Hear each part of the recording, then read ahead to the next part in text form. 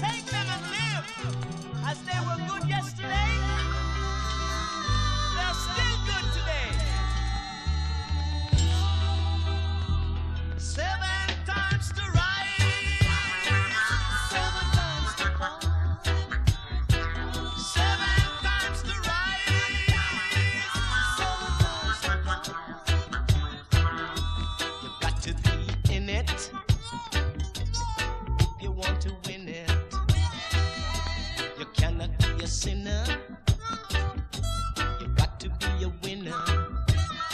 7 times to rise, 7 times to fall, 7 times to rise, 7 times to fall. You've got to know the bitter to enjoy the sweeter. You know you cannot fake it. You just got to make it. 7 times to rise, 7 times to fall, 7 times to rise, 7 times to fall.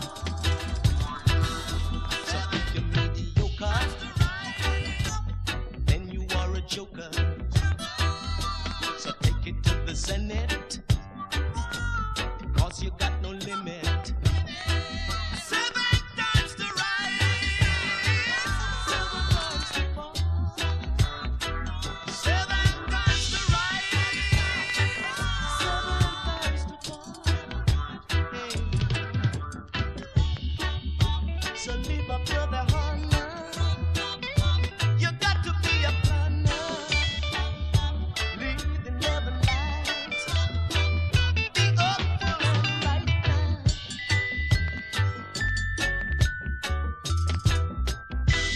7 times to rise, 7 times to fall. You got to be a winner. You cannot be a sinner. So if you're mediocre, then you are a joker. 7 times to rise, 7 times to fall, 7 times to rise, 7 times to fall. 7 times 7, 7 times 7, 7 times 7. When you get down to the first valley, you'll be rising in the second valley, second valley. And when you get down to the fourth valley, you'll be rising in the fifth valley, fifth valley, sixth valley. And when you get down to the seventh valley, you'll be rising on the seventh seas. 7 times to rise, 7 times to fall, 7 times to rise, 7 times to fall.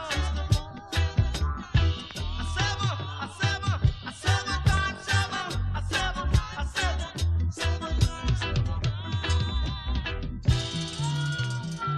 So hear the words of the ancients. What up, what up, what up, everybody? I'm fucking off over here, y'all. I'm sorry. Use them. Man, I couldn't go live last night. My fucking neck was killing me, and I didn't want to just sit here and cry for 2 hours about... Dude, that shit was throbbing. I could only sleep like 4 hours. Man, this whole trap is just fucking burning. Man, but dude, I posted an old video on fucking Twitter, and man, it hasn't even been up for 11 hours, and it's got over 1,200 views.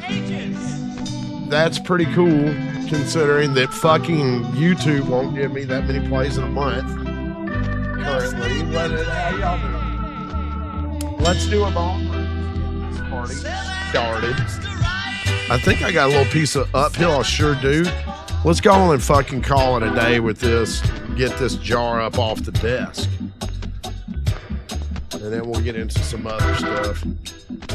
Yeah, man, I posted an old video over on Twitter, the Simply Mary video I did like 2 years ago, more than 2 years ago now. Shit.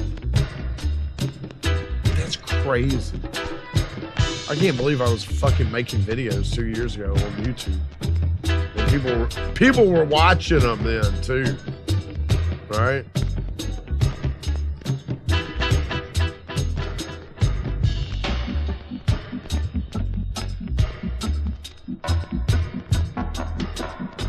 Check it out. We gonna do a damn little watch party. Fuck. Damn, that sucks. Well, see, my shit ain't from impact, dude. My hip is, but it's not hurting anymore, dude. My shit is fired up because I was carrying farmer handles and deadlifting, and I put a lot of stress on this trap muscle right here, and that motherfucker is fired the fuck up. Like, I was skating, though, Wednesday, and I come down hard as shit on this fucking hip. That motherfucker hurts. I was coming through the curb. I ain't no real fucking roller skate motherfucker, but it don't stop me from trying. So I'm coming through the curve, all leaning in, like sidestepping, like I'm Mr. fucking speed skate roller derby, dude. And I just slide, and bam, right on my fucking hip. Of course, I had to pop right back up and take off. Man, I'm good. I can't complain. My fucking neck over here is still fucking killing me. Man, hey, look, brother. It is freaking a blessing that you're getting up and going to work, brother. You work for yourself. You live in the great state of Florida, and man, it's Monday morning and you got work to do. That's a blessing right there, man. You know what I mean?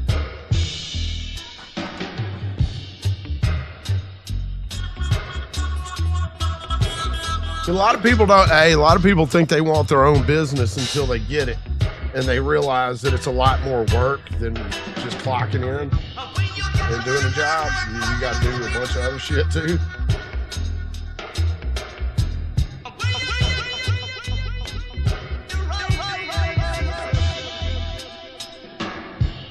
Oh no, dog, that's not good. I haven't had any cycling accidents in quite a while, but I'm pretty aggressive, man. I'll jump my bike. I'll jump curbs. I ride fast. I pop on and off of curbs, even on my road bike with carbon wheels, full carbon fucking $10,000 road bike. I'm getting on the curb. I'm getting off the curb. I'm riding wherever the fuck I please. I'm bunny hopping that bitch. I'm taking drops. Only take a minute, sir. So don't you screw. You no fight against the rum man. You no fight against the wine. You no fight against the cigarette smoke. I got a funny video. I gotta share this motherfucker with y'all in a second. Here, let me turn it down before the neighbors start crying.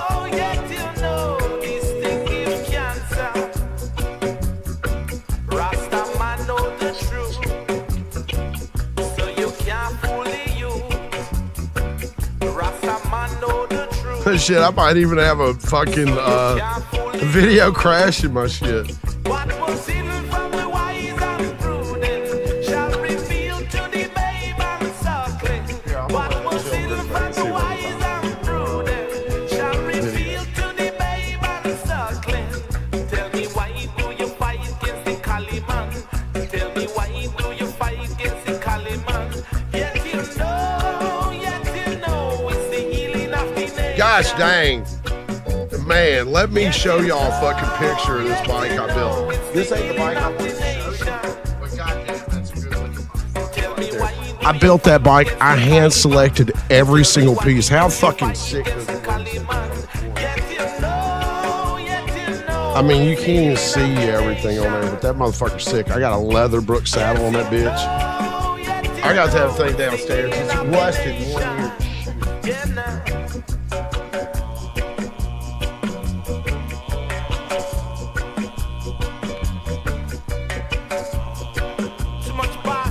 I gotta find the video. Here we go.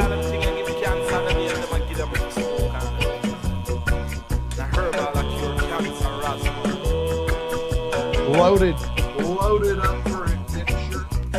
Lion man, Dr. man, Indian chief. Babylon kingdom know the truth. Lion man, Dr. man, Indian chief. Yeah, them know it's the healing of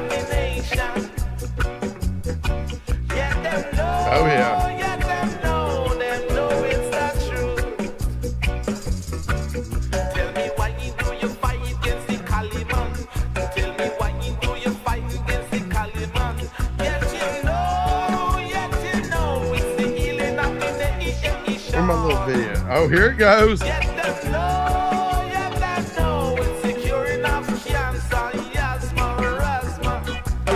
Rasta man know the truth, so you can fool. This is fucking hilarious, y'all. I'm gonna have to fucking put this in the Dropbox for sure. This is back when I lived in a hood in Memphis, dude.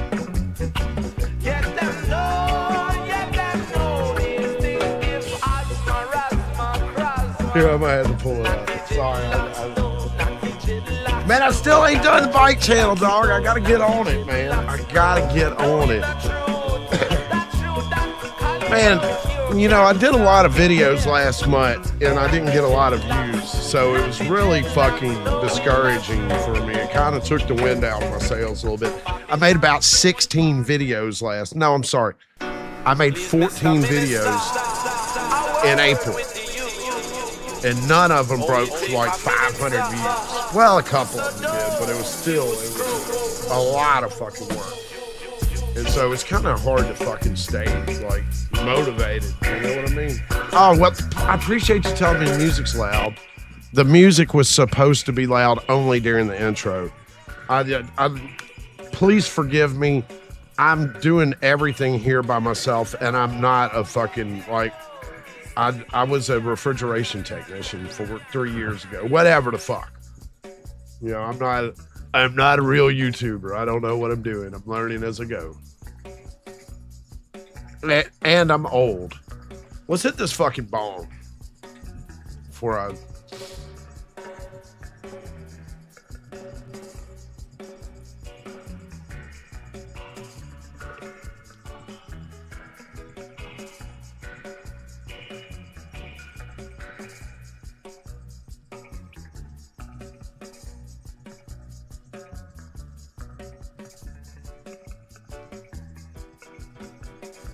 My damn Dropbox.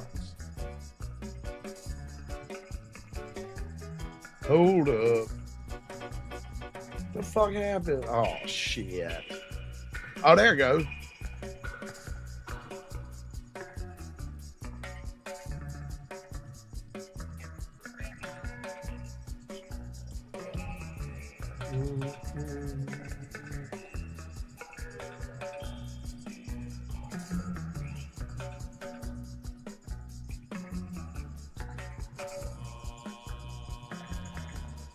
I gotta see if this thing even went. Where'd it go? Where'd it go?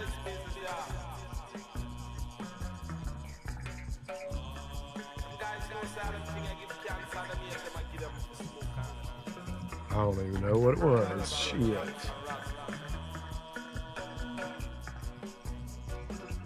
Let me find this fucking picture. I want to play it on the fucking full screen. This fucking piece of shit. Ooh.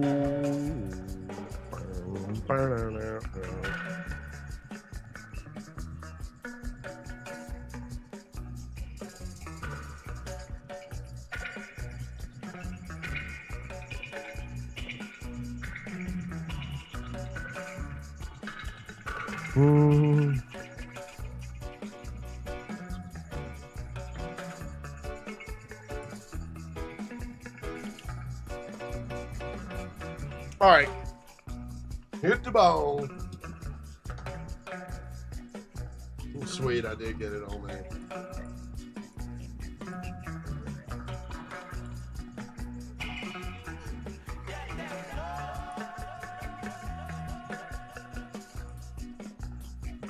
All right, let's hit the bone.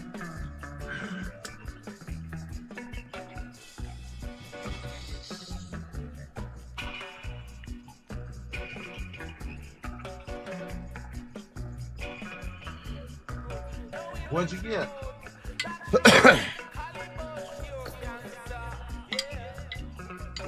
What'd you get there? Dude, I got Space Gorilla coming today.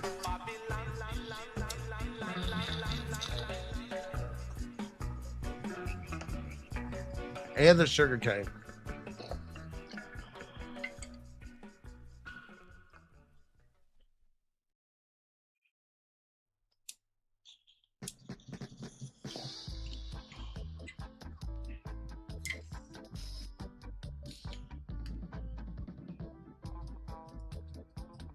Here we go. back at the old house here. Slow mo. Y'all aren't ready for this. I gotta move my motherfucking my motherfucking picture. Y'all see, I used to live in the motherfucking hood in Memphis, son. Look, I ain't even cut my grass good sometimes. But this is where I lived in Memphis here. Here we go.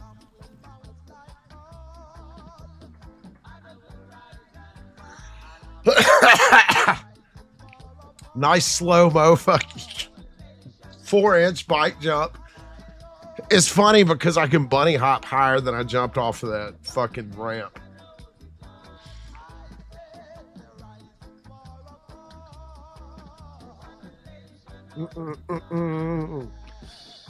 One more again. I should have got the fucking slow-mo before. I barely even took off. I have more old videos. I have to fucking find that shit. I think I got one going over the handlebars hitting that ramp too in the front yard.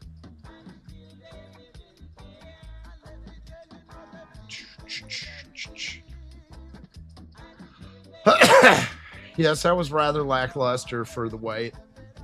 But yeah. That's that. Dude, it's hot as hell in here and I got it like fucking 68 degrees. I did hit it fucking ball.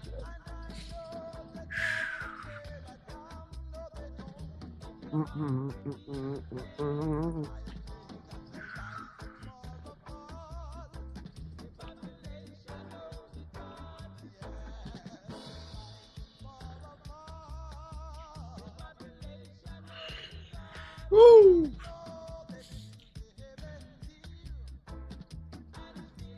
I'm having a little sweat here, yo.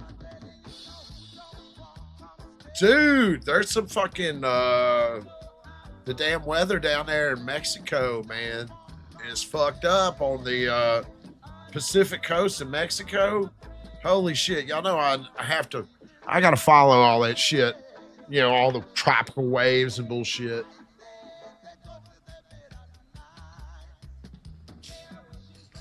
Because I'm out here in the ocean on the fucking island. I'm not in the city. I'm on the barrier reef. So I have to follow all the storms, man. And they are currently fucking up Mexico, dude. Holy shit. It's like I don't know if they're hurricanes or just tropical storms or what, just pounding that fucking Pacific coast. Ah. Yeah, so if you got friends, family down there in that Pacific coast area of Mexico, check on them because it's fucking storming like Norman down there.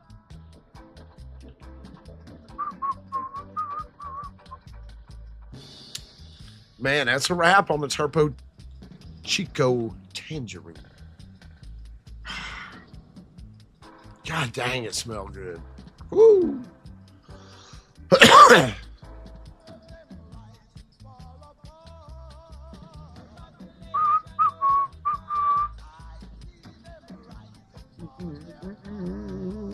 Where'd I do? Okay, there it goes. There it goes. Check it out. Hey, let's watch my old video here, man. I just posted this thing, man. It ain't even been a 12 hour. It's been getting 100 views an hour on fucking Twitter. That's pretty crazy. So let's back this thing up. This is a video. This is one of my OG videos from my OG channel. A lot of you may have never seen it. Oh, dude, I will be the fuck up out of here when the hurricane comes. I'm not hanging around for that shit. What, I look stupid? I've got cars. I've got fucking 4 of them. I'm going to get one of them bitches and go somewhere where it ain't raining and wait for the storm to clear and then come back. I'm not some dumb son bitch that gets out of fucking a gallon of well liquor and fucking says, we're going to have a party and make shitty drinks. Here we go. Here we go. This is an original Simply Mary video that I made in late November of 2024. I'm in Pensacola. If I were down south, it might be a different story. But since I'm in Pensacola, I mean, it's rather fucking easy for me to go anywhere, you know, out of fucking Florida in a very short period of time. If I were down there and it'd take me 7 hours to even leave the state, it might be a different story, you know. I'm getting the fuck out of here. I'm not waiting for no storms. No, sir. Shit. Dude, when we get a bad tornado, fucking, if I had the money, I'd put the family in a goddamn hotel somewhere, you know? Like if we had, you know, because where I stayed in Tennessee, we have real bad tornadoes. And yeah, so I would, you know, if we when we had one that was coming, shit, we go in a fucking hotel. Yeah, Ivan hit here the like it was shit, I could show you it was probably here, look, I'll take a picture real quick and bring it back and show you. I got a watermark where Ivan flooded.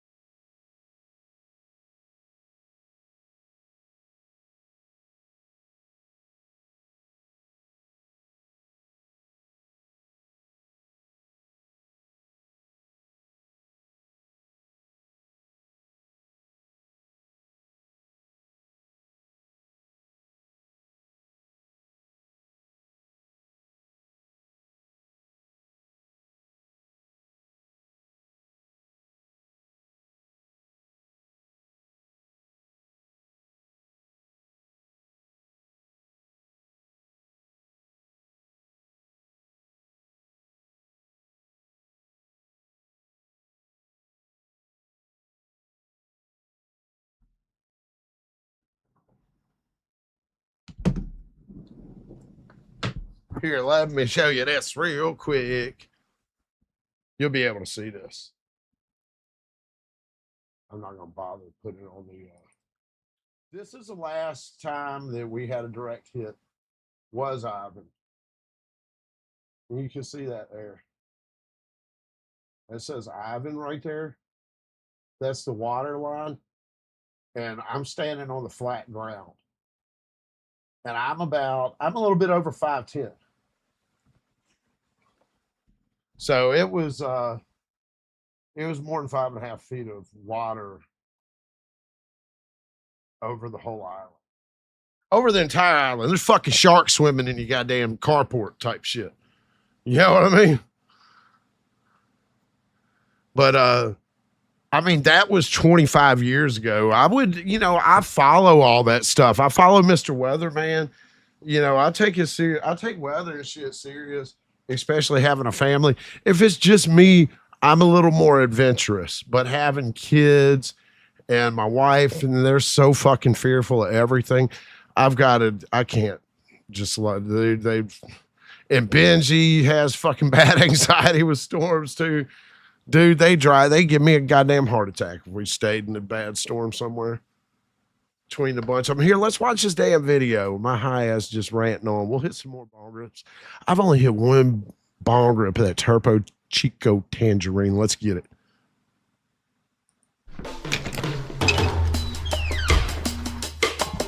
OG video 2024. I covered the dab because I was trying to get around the restrictions.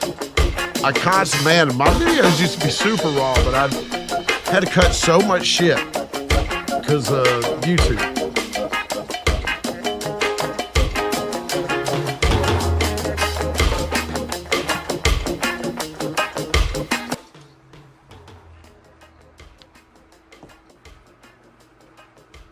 That's my Benji boy. He's a good boy. This is an old house in Tennessee. That's my old truck. I wish I would have kept that fucking truck, man. I got a nice ass truck, but I don't care about it. You know, I'd rather have that fucking step side Z71. That motherfucker had 300,000 miles on it, but that bitch, I'd drive to California tomorrow.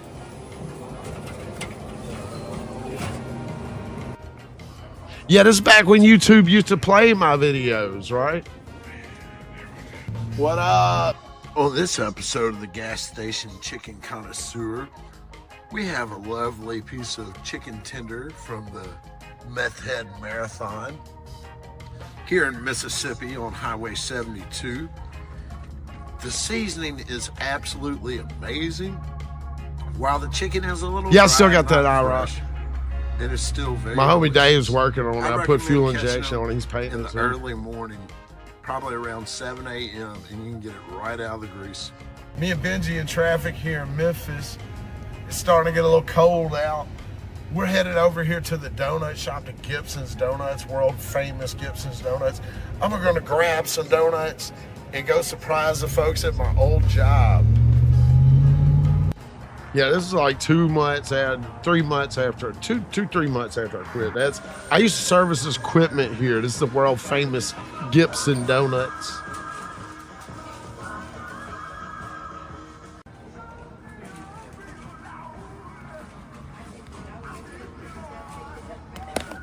If I can fix their cake fryer more than once there. Actually wear that Gibson Donuts with the Grateful Dead looking Gibson Donuts shirt. I wore that in a bunch of strongman comps. That was like my lucky shirt for doing Atlas Stones. In the world. Benji and I are leaving Gibson's here. We have secured the donuts. We have 2 dozen of their specialty donuts going to go by the office, drop off a dozen, take a dozen home to the family. Walking in the door here at the old work job, gonna surprise them with the Gibsons. Yeah, that's where I used to work, federal quit. After I was a federal inmate, I was a federal employee. In the shop, got Ben. Ben was my co-worker, the other refrigeration tech over here. Poor Ben. Ben is the one responsible for all the hospitals, schools, restaurants, and a gang load of refrigeration in the city of Memphis.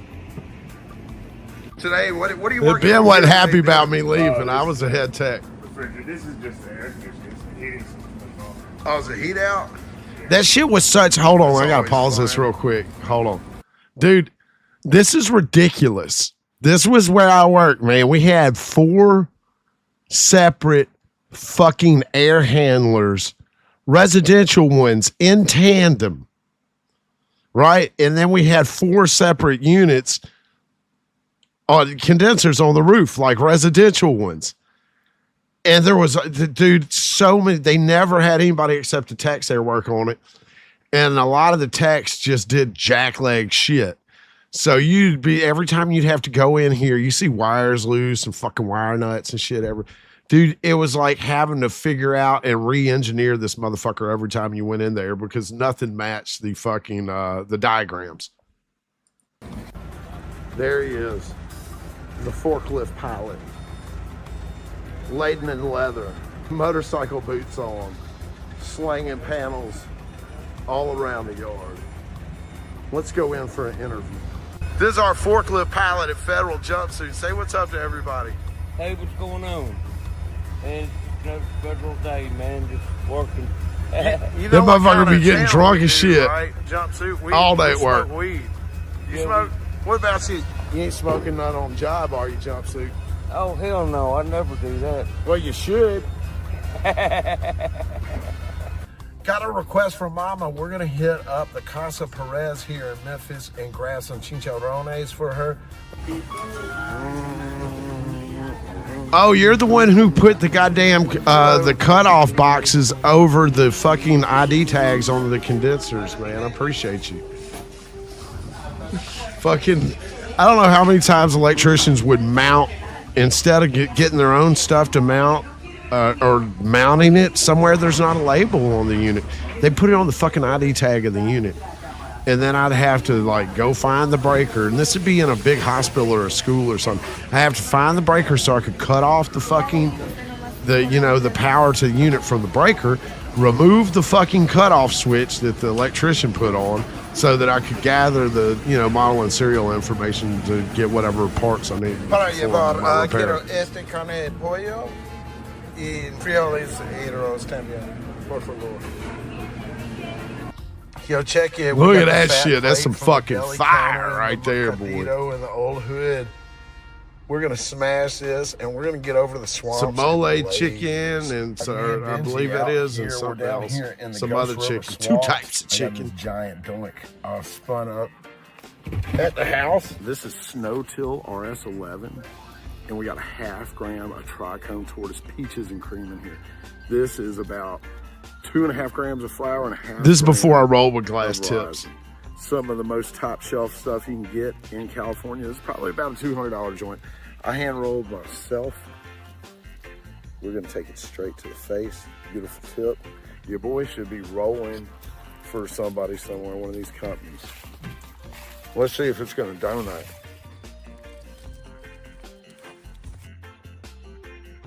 I got my little drone to do my fucking fire up shot here. This is in the Ghost River swamps back in Tennessee, near where I live. Yeah, we're down here in the Ghost River Swamp. This is be about halfway to Memphis. Yeah, dude, that was a Really Snow-Till awesome RS11. That was like $150 quarter. There's a lot of cypress knees. They call it the Joe Ghost River Snow-Till won the because of California way State that the Fair with river his flows ice through cream. the swamp. It's kind of like That shit was like $100 a eight It's barely in fucking California at the dispensary. You see Benji under there and all the cypress knees under this bridge. I have not. And then the Tricone Tortoise, he's like a 26-time fucking award winner, hash maker, and his fucking hash goes for top dollar. So it could be, Looks you like know, the water is 200 to 250 or whatever somebody wanted to pay for a particular jar. We did find just a little trail here, kind of walking on. But I didn't buy this stuff. This was the last, I want to say this was one of the last packages Simply Mary sent me. Check it out. We've got, because when they first split off, they would send me stuff on request. I actually have a Rome roll video I need to edit, man. I went and ate lunch at Gus's downtown in Memphis, and then I had a fucking Rome roll. All these awesome products. You know, if you're familiar with Rome rolls, United States, I have one of those from Simply Mary as well, and it was $100 on their site. Any kind of criminal punishments or anything like that, it's amazing. Sadly, though, there's people even in the cannabis space that would like to see hemp gone. Why? Greed, money, all sorts of propaganda against it. Check out that donut. Hold up. Any kind of criminal punishments. Let's run that back, man. Ain't nothing changed about what I've been saying. Even in the cannabis space that would like to see hemp gone. Why? Greed, money, all sorts of propaganda against it. Check out that donut. I was calling these motherfuckers out 2 years ago. Campaigns against hemp. If you want to know more about like what I call the weed wars here in America, check out Hometown Hero. There's also a documentary here on YouTube. It's called The Weed Wars Maryland. Check that out. That one really gives a lot of information about what's really going on out here with the hemp versus, state-sponsored marijuana. This is absolutely fantastic. We're burning good here. Got a nice donut action going. Benji under here drinking some water.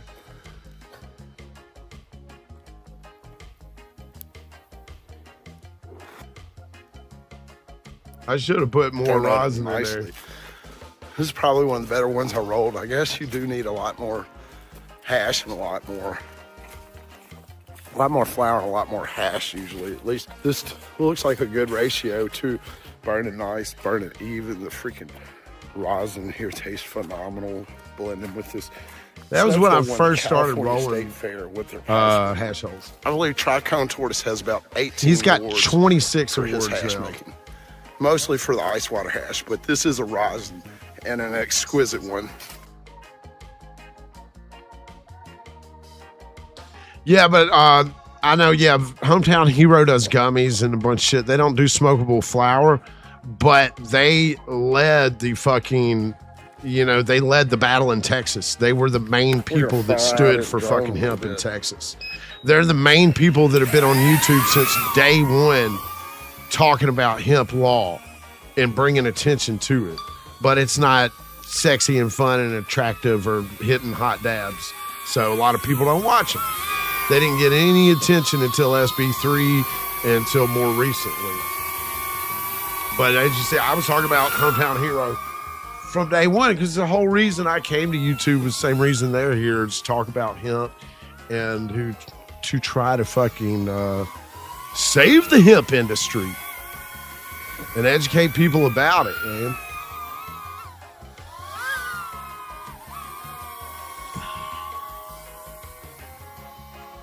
I never bought anything from them,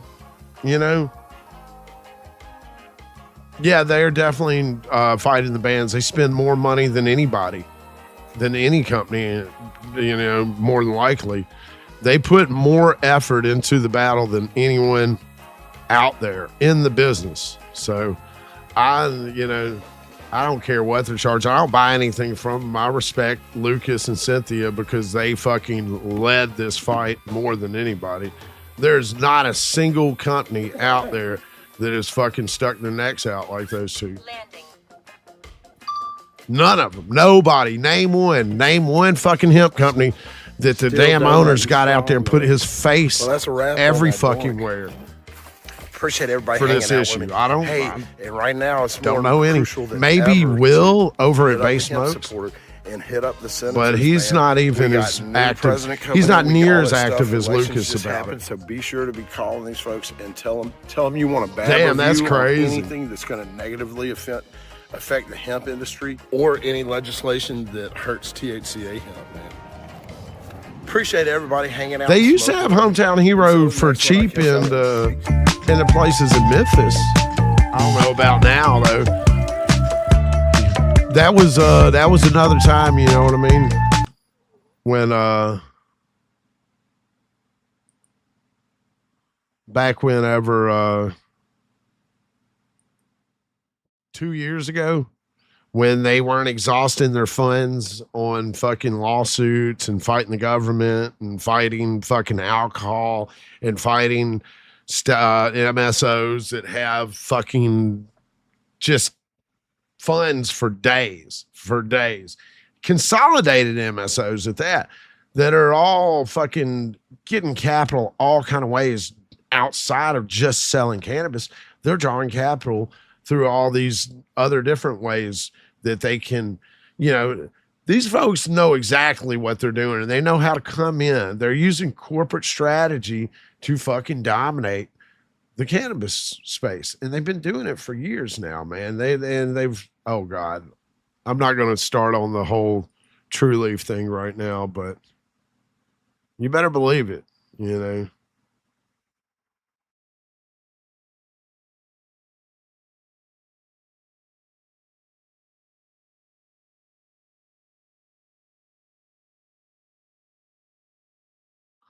I never tried any of their stuff, man. They did a lot more than that. They fought the fucking Texas government.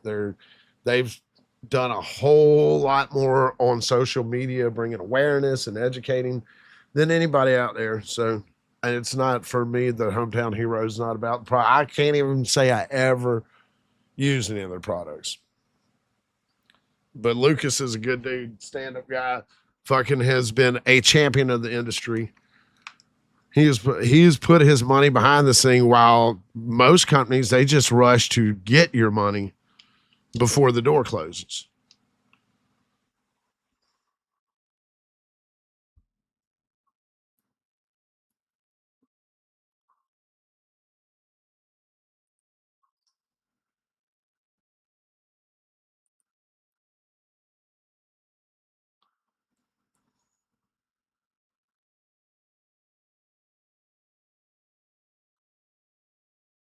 Here, let's get the music back going, huh?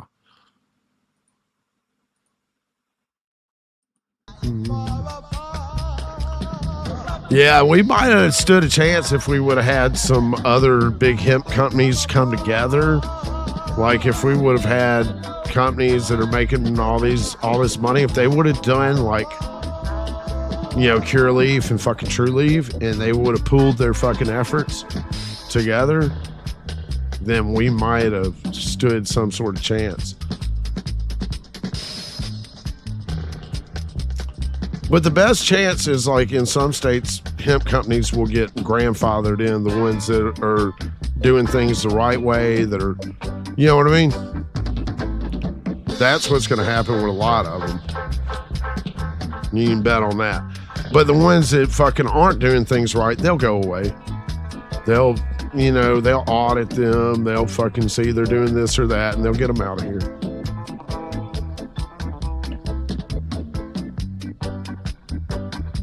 Black maple. My neck's fucking killing me. Awesome. Congratulations. And then you can go to the dispensary. Yeah, that's crazy. You know, there's a lot of argument on that stuff. I don't know nothing about the 708. Man, I know I tried Kratom, and that shit was not good for me. It acts on your opiate receptors. It was worse. The withdrawals from Kratom were worse than opiate withdrawals for me personally. And I know that's not everybody's experience, but for me, it was god. It was terrible, and it lasted like I had like anxiety and all kind of fucked up shit going on. Like,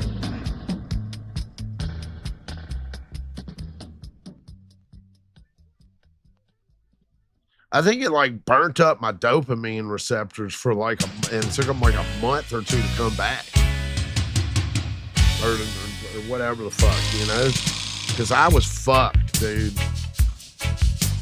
I thought I was gonna die. I was fucking, dude, I was a mental case for a month. And it was all leading up. It was a month leading up to Alabama's Strongest Man. It was a miracle I won that contest. The reason I was even trying Kratom was I thought it was gonna be a nice, natural alternative pre-workout, you know? Because I heard fucking Mark Bell, Super Training, talking about it. And I heard some other, you know, meatheads on fucking YouTube talking about Kratom for pre-workout. I was like, sounds interesting, you know? And I got a small package of capsules, like 15 capsules, and didn't even make it through the fucking, well, I made it through the pack of capsules, and I got a little bit of nausea, you know, and this was probably over a couple weeks, and it was just a few grams. It wasn't even a lot. Dude, when I ran out, I lost my fucking mind. I didn't know what was going on. I thought, I made a bunch of homemade edibles at the same time, so I thought the edibles were making me lose my shit. Here, let me turn the fucking music down. Oh, yeah?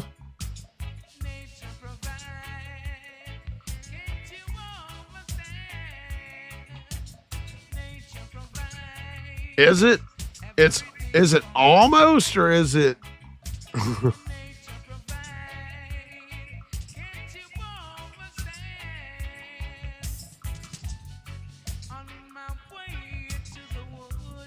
I don't know. I don't do any of that shit. I don't recommend any of it. I don't recommend anything that operates on your opiate receptors, dude. That's you're playing with fucking addiction.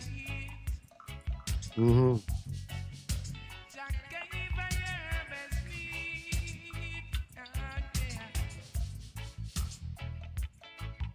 Yeah. And dude, I didn't even experience it that bad when I went through actual opiate withdrawals, because I used to drink syrup and pop tabs and shit. You know, back in the early 2000s when we invented that shit. I mean, we didn't even sell syrup. We just got pints with all the pills we get, because, you know, how the fuck were you going to fucking jar up some syrup? And I wasn't going to trust nobody to sell me an open. If that motherfucker wasn't sealed, I don't want that bullshit. But yeah, dude, the opiate withdrawal is terrible, man. Terrible. And for me, maybe because I had passed, but I wasn't like a heavy opiate user, right? Because I sold tabs and Oxycontin and shit. So I kind of like knew, like, hey, don't cross the line. I might eat 2 or 3 tabs a day, drink a little bit of syrup. And all it took was for me to run out of tabs and find out I was addicted for me to quit. I went through withdrawals and I was like, fuck. Well, we ain't doing this no more. Because back in like 05, 06, we thought it was like a damn Tylenol.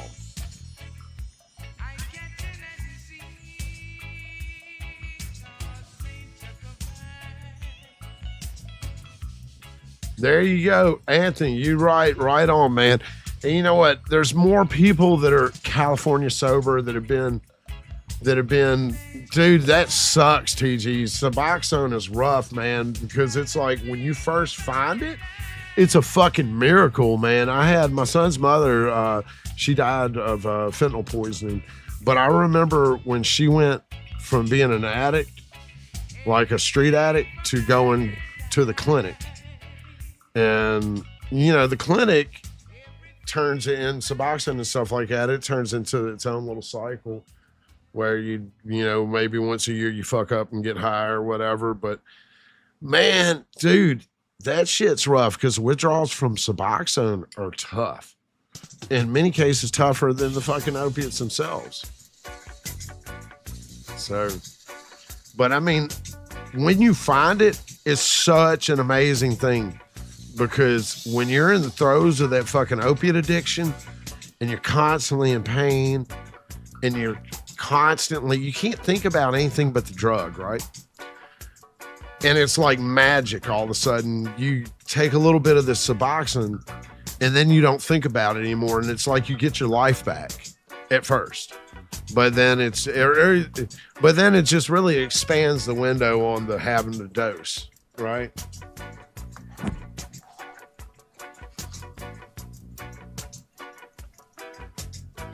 Absolutely.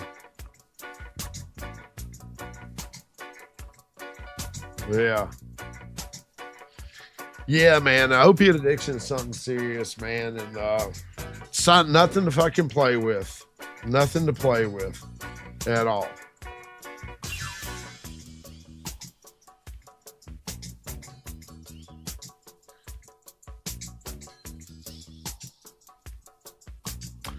For me, it was way worse. For me, the kratom was 1,000 times worse than opiate withdrawals. Opiate withdrawals were discomfort for me or whatever, but the kratom, and it may be because I had such a clean diet and wasn't doing anything like that, taking any kind of medicines or anything weird, and then I took the kratom and it fucking, like maybe I was hypersensitive to it or something. I don't know. But god dang, man, the withdrawals from it were nuts.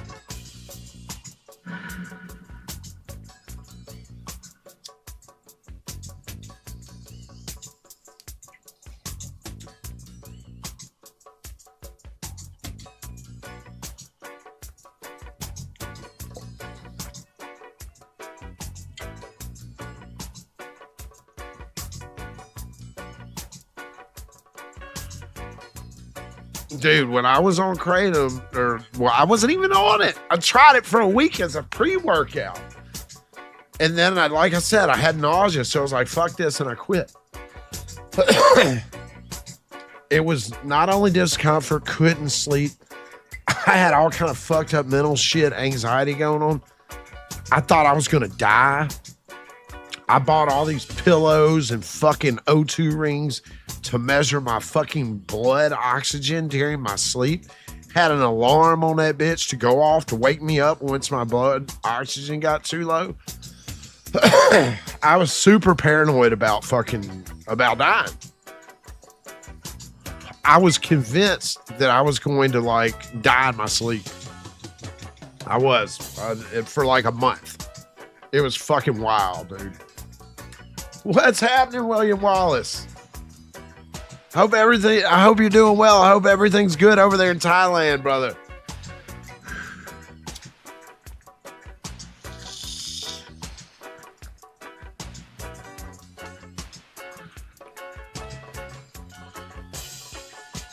Yeah, so Moral of the story, don't mess with kratom.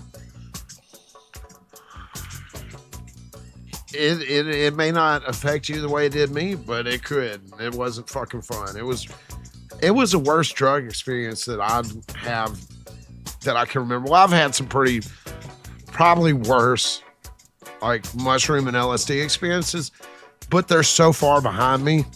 You know what I mean? Like 20 years, they're so 20 years ago that it's,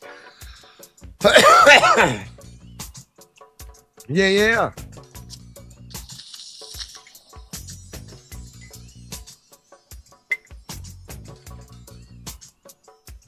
It's a plant. It's a leaf. That's why I thought it was going to be all good, man.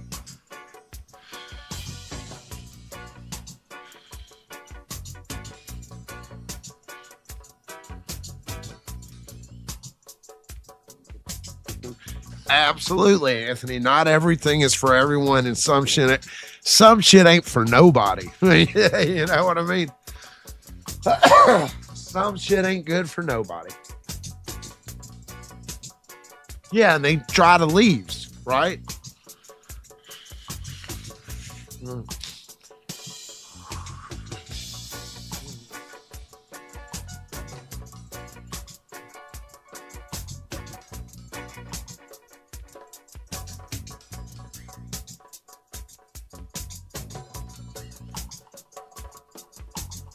A good dose of mushrooms.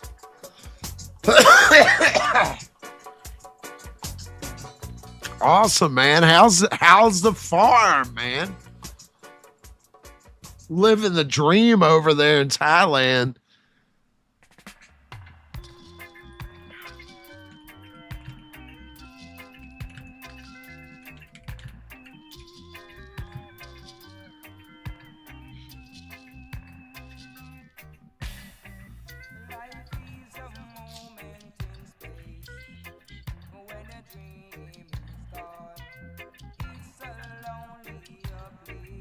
Dude, you got an awesome farm there. I'm super jealous, William. It's an awesome facility. I see a lot of your videos and stuff.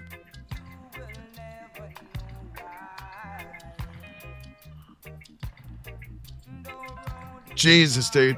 And I live here in the South, man. I've lived my whole life in the South. And I sold weed a lot, been to prison for it a few times, man. I've always wanted to really grow it and just have never been able to, man. Every fucking where I've lived in the United States, like they treat growing like you're actively, brandishing weapons or something. If they come to your house and they see plants, they're going to be like, get on the ground and fucking start freaking out. All right. That's my 46-year life experience. Right. I've never lived anywhere where the police would treat it any differently. And I got multiple felonies for selling. I've been to state and federal in Tennessee.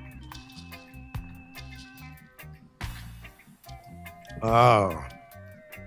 That's why I moved to Florida, is they got rid of the hemp laws in Tennessee, and we lost absolutely all access to cannabis in Tennessee, legal access.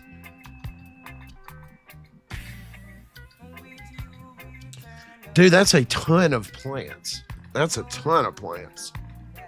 That's a lot of work, man. I'm sure you got some long days there. I appreciate you calling out all the scams over here on X too. I see you catch those and you're letting people know. Oh, y'all, hey, if y'all are on Twitter, y'all need to check out William here. He's he does streams live from his garden. Here, I'm gonna drop a link in the chat for his Twitter.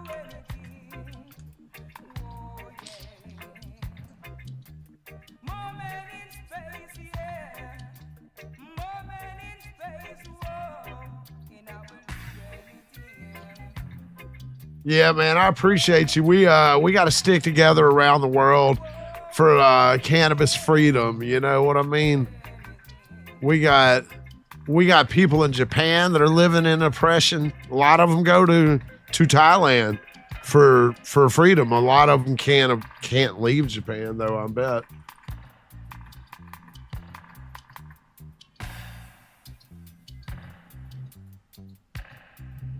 Hold up. Yeah, dandelions are really great. I'm catching back up with the YouTube chat here.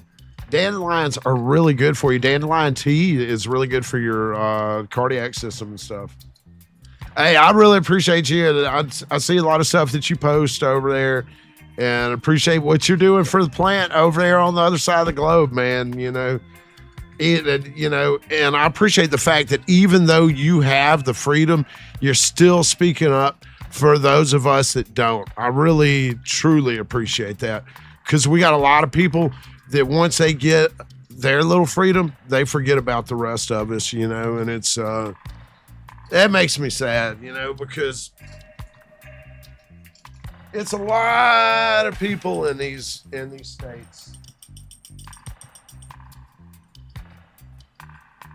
And it's crazy here in Florida. Like, you know, we have medical, but it's $20 million to get a license to grow and to get into the industry. And then you're required by law to do everything from seed to sale, grow, package, everything. So it's about $100 million to get in the industry.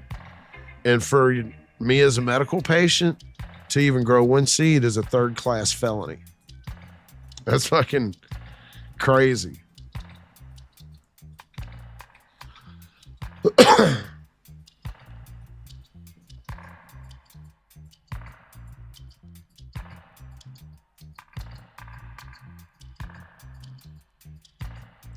Exactly. It's not, no, exactly. It's when it's a regular business, it's not easy money. Exactly.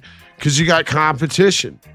You got to have great product. And then you still got all of the, environmental factors going on, right?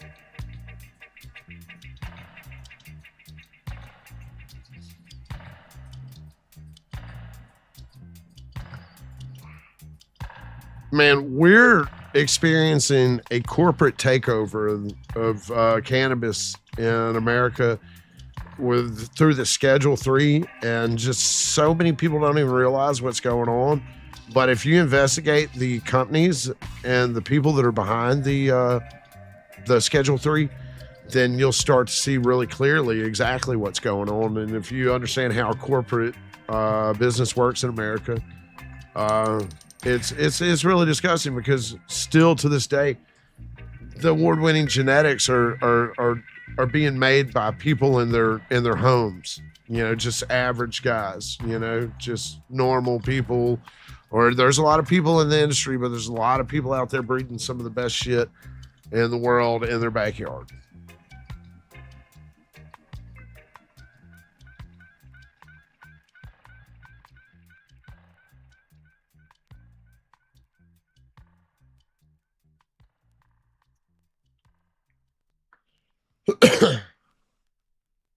I would do the 1 gallon smug and just fucking flower faster.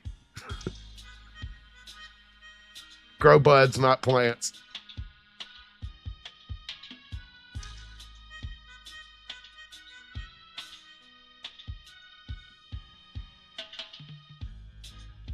Yeah, dude, it's wild. Well, it's True Leaf that's behind it all, man. And Couch Lock News, if you watch his video, we've watched it here before. We've watched a lot of the stuff about, and I've shared a whole lot of information about the corporate takeover of cannabis here in the United States. And it's wild. Like, at the same time that we got hemp, these guys, they went up to Canada and they did IPOs on the CSE, on the Canadian Stock Exchange.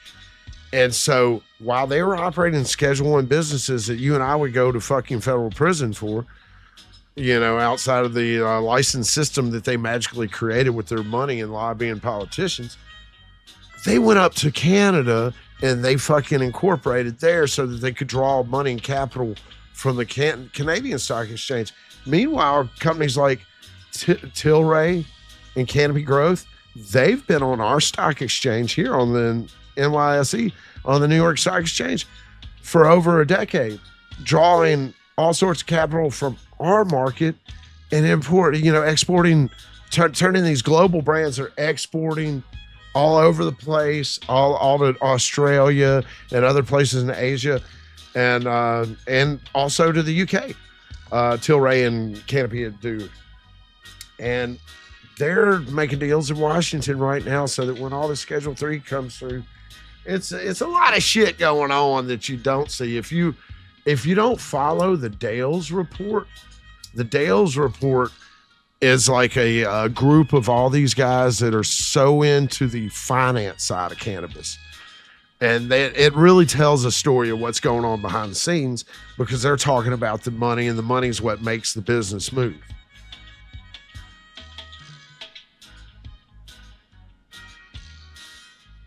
Man, it's a Trojan horse. It's a corporate takeover. It's a power shift is what Schedule 3 is. It doesn't bring freedom to us. It brings control and more regulation to the market. You know, they're kind of just allowing it as is. Now it's becoming a federal thing where taxes will be involved. What they'll do is all the recreational businesses, they're going to get grandfathered in. They'll announce that on the 29th of this month in 3 weeks. That all the recreational, we decided we're going to expand and allow all the recreational state businesses that are part of the collective corporate marijuana, they're going to be allowed to join medical. And that'll be the ruling then.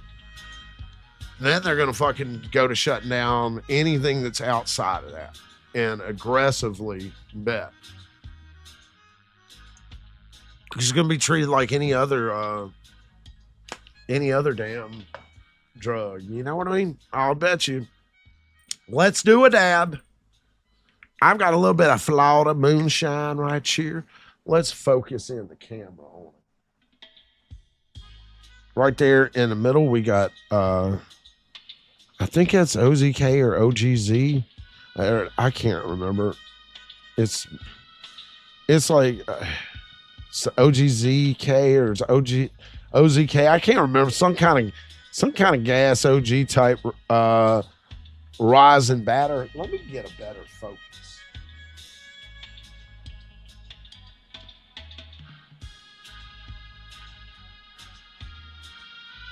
It's not showing for shit, is it?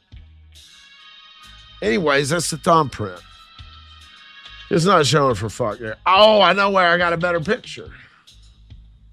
I got a good picture of this. And then it's orange mints in there.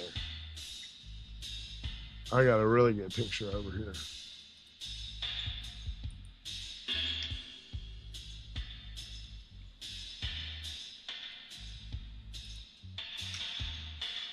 Boy, we got that super Florida picture right here. Check this out. Boom. Got the palm tree. Let me move this. Oh, that's not it. Look, we got the palm tree in the background. The sun glistening on that thumbprint bucket, fresh, ain't a dab. Look, don't it look like the motherfucking terps are just pooling right here, just juicing?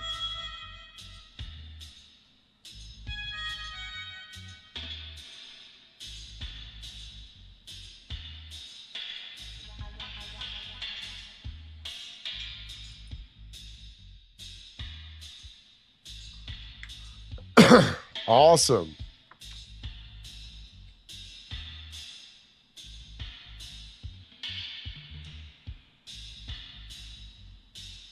Yeah, hey, thanks for stopping by, William, man. It's 9 p.m. there. So yeah, you got to water plants and get to bed so you can get up and take care of them tomorrow, right? Get this camera dialed here. There we go. All right, let's get our dad. Where I put my phone? Dude, my neck is still sore, y'all. I only slept about 4 hours last night. I was planning on training today, but my neck is still fucking says, no, you're not doing that. I couldn't even, I'm a side sleeper, y'all. And I couldn't fucking lay on my side. It was, dude, shit was throbbing. It was hurting like a motherfucker last night. That's why I didn't get on. I was like, man, I was just like, I'm not going to get on here and fucking get high. You know, because the more I smoke, the more intense that, You know how it is. Sometimes you get like acute pain when you smoke. It'll intensify that acute pain. I was smoking some, but I didn't want to sit here and just smoke, and then be like noticing the muscle and be like, it's fucking hurting. Morning, Gordon. Man, I'm doing pretty well. The only thing I complain about is just my trap muscles fired up from training with my buddy Mike the other day.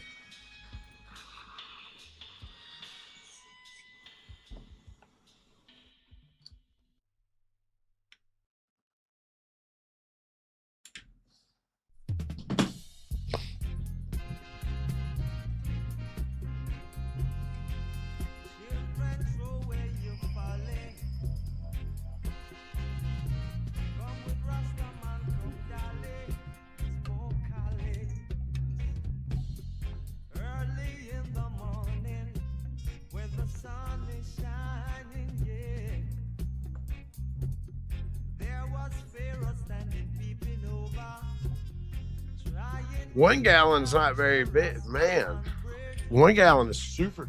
What size were you using before, Smug? What size bags were you using before the? Are you using 3 or 5 or what? And deliver I and I, so I shall not be crucified. Yes. Run, come, rally, run, Rastaman, can we have some fun? Throw away your folly, Oh hell yeah! rally, run, Rastaman, can we have the righteous? I got Oi, oi. my handcrafted order is out for delivery. When the door is open, come in, my little ones, come in. Make your light so shine among them that they will see your good work and glorify your name with praise. Run, come, rally, run, Rastaman, can make we have some fun. God of Jacob will be there. Run, come, rally, run, Rastaman, can we have the righteous one? Woy-yoy, woy-yoy, woy-yoy, woy-yoy. Woo.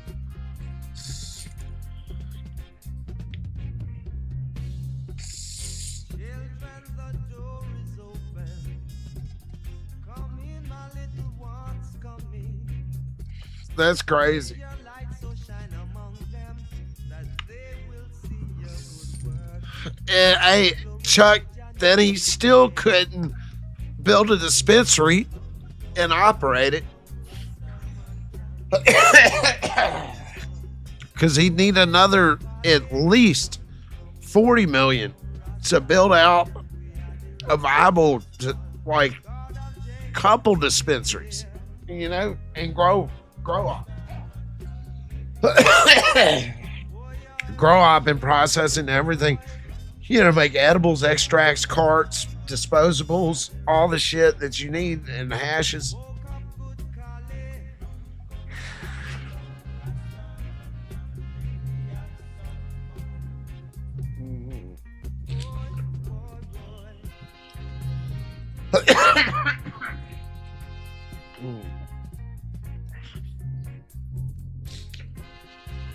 Oh shit.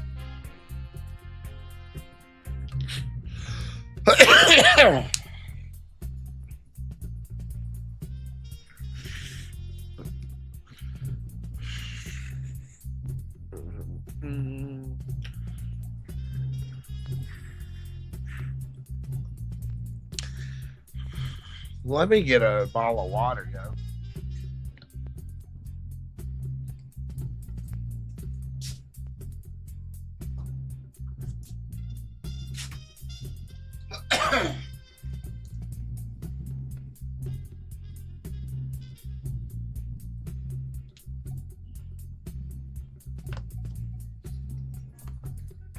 Holy shizzles.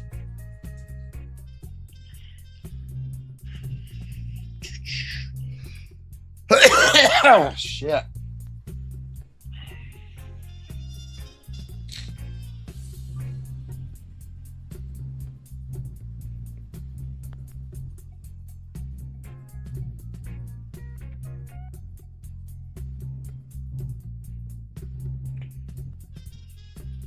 I'm trying to find this damn. It's probably on the other thing. The Canicure, my Canicure order.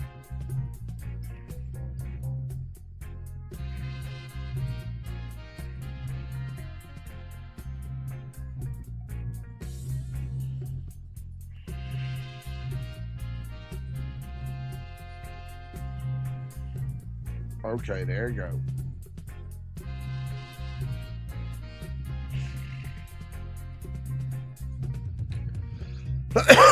Shit, I'm lit, yo.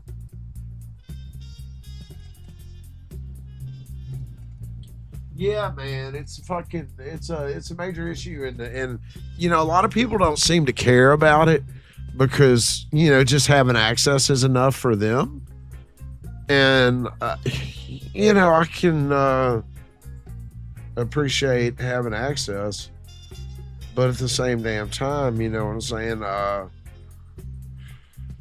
I don't want to be criminalized and fucking.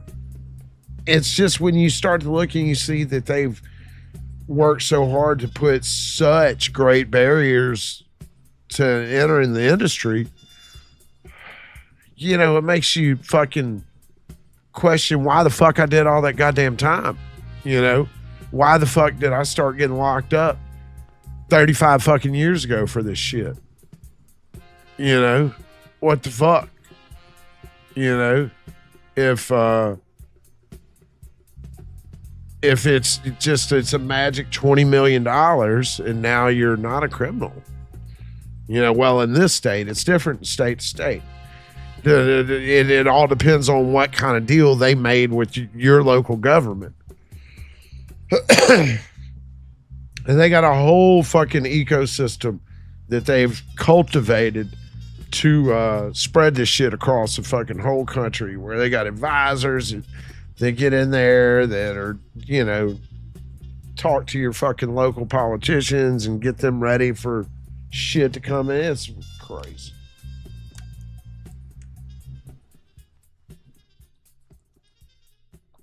I have not tried the hash from there. I mean, I'm not, you know, huge on hash. Like I've got a big ass chunk of hash right here from Hash Rosin Co. Right, the guy that the owner gave Swift Bunny a huge block of, you know, traditional hash because all they sell is rosin. But he's got a bunch of, you know, traditional hash too. So he gave a big ass block Swift Bunny, and Swift gave me a big chunk.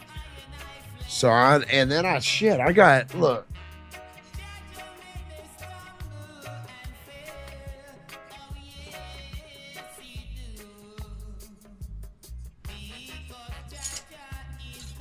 I got hash Cowboy gave me forever ago. Look, I got like fucking big chunk.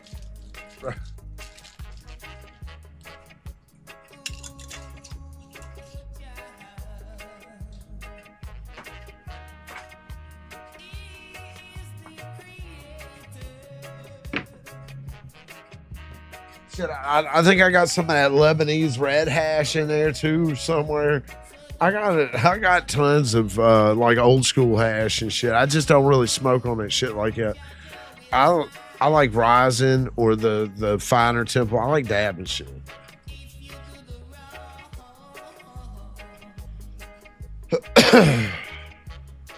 Yeah, I like hash all right. It's just rare that you know, that it's worth my trouble. You know, if I got good flour, I just want to roll it up and smoke it.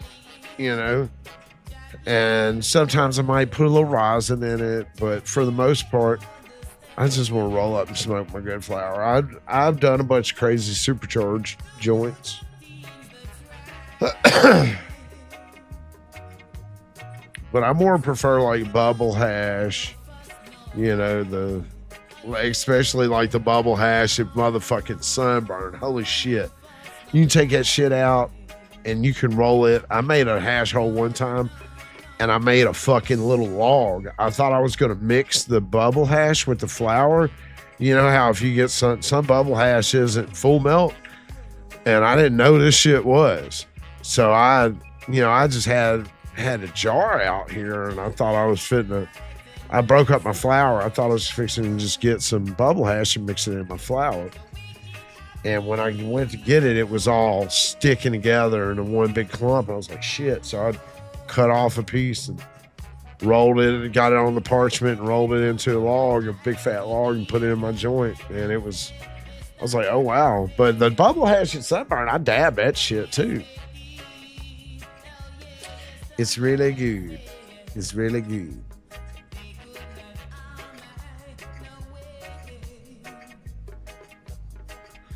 Dude, I can't believe how crazy that video is going. I'm gonna post more of my old videos over there on Twitter.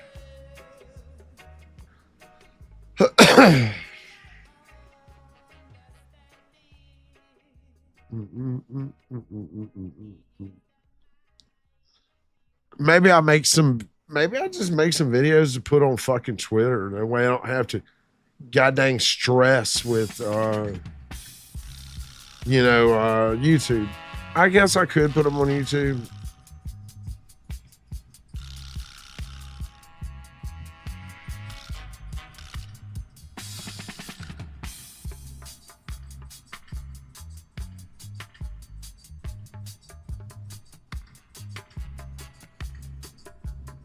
Yeah. Oh, shizzle. About to kick my bong over. Oh, shit. My motherfucking neck back here, son. I've been hitting my bong a lot more lately just because it's easier than rolling a joint. And I'm starting to think about conserving weed already. So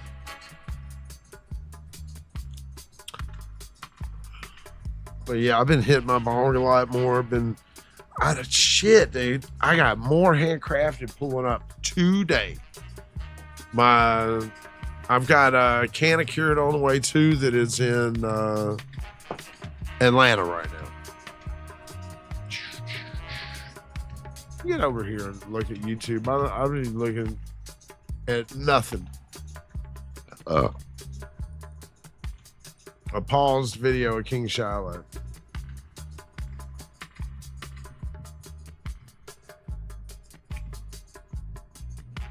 Yeah. Dry flower vaping is great. What kind of vapor are you using, Bruce? I got a Ruby Twist right here.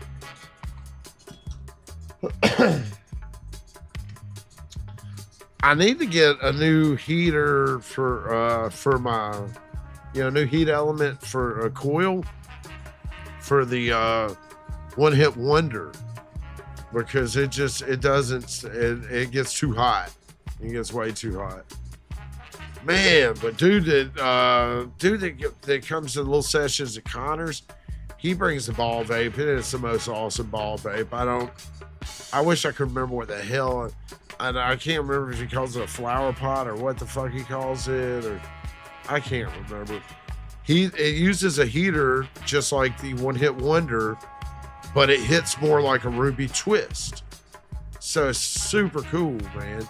It retains heat well. You can throw the vape on and pass the fucking bong around. And he's got a nice little bong that's just the perfect size for it with a little carb piece on it. All that is perfect. As our Air Max, is that a device? Is that a small, like a handheld?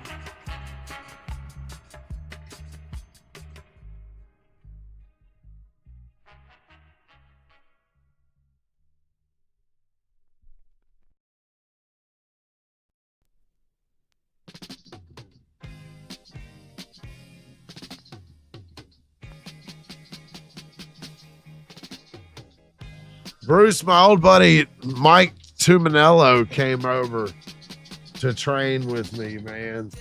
And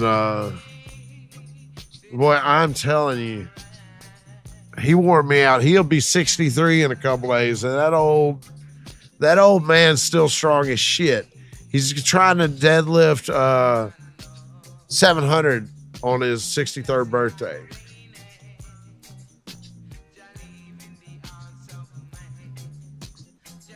He'll probably get it. And he only weighs about 185, the old man. He's strong as shit still. I worked out one time with him, and my ass has been fucking dead for 3 days.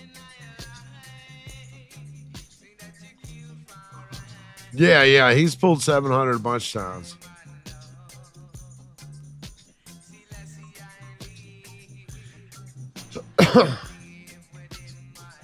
Mike is something else, man. You look him up on Facebook or Instagram. Mike Tuminello, Mr. Tumo on Instagram.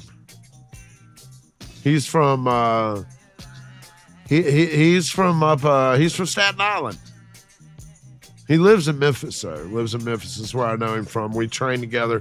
He was my strongman mentor when I lived in Memphis and I was competing. Yeah.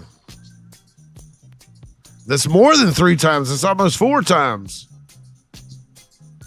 I can deadlift almost, I deadlift 500 with him when we were training a few times.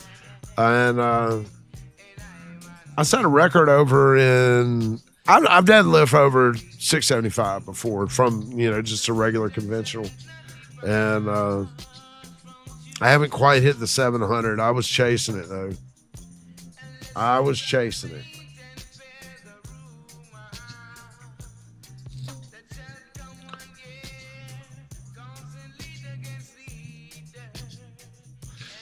Hey, back in the day, that was crazy. And a lot of people, it's, 500 is fucking big shit still, right? Don't be mistaken. But I did a fucking ball grip and did 500 for some reps. Watch this. Oh, I think I got it over here in my drop box. Shit. Check this out.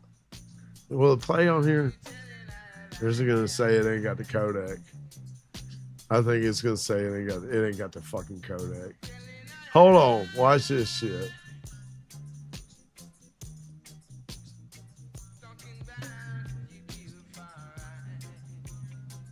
I gotta open a film editor.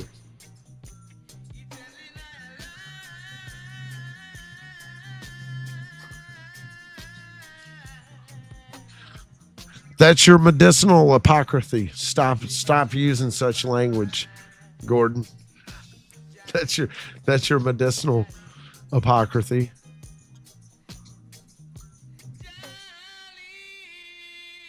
Where's my training video? Or folder. The fuck?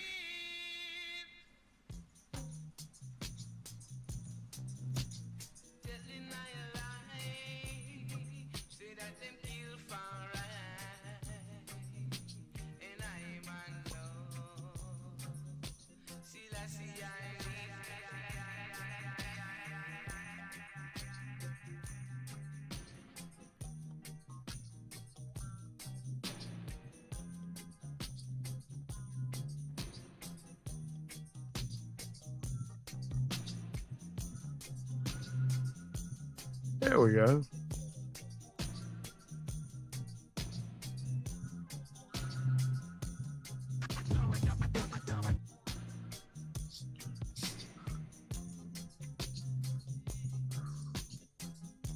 I'll turn off the music. We'll just let this down here in the right below when I was still training regularly. But this was in September, actually. Down here with the big tag.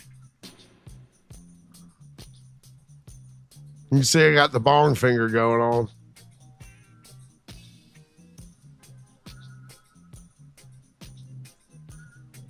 Oh, that's Joy. That's the wrong one. Here, look, I got to find the right one. It's supposed to show me deadlifting. That's some short she made. Cause she was, I hit the bar and then I do some deadlifts. I gotta find this shit, man. What the fuck? That's funny. Wrong one.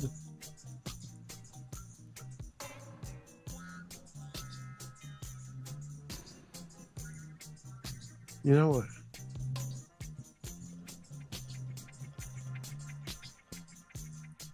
Okay, I see where it's at now. What did it do? Okay.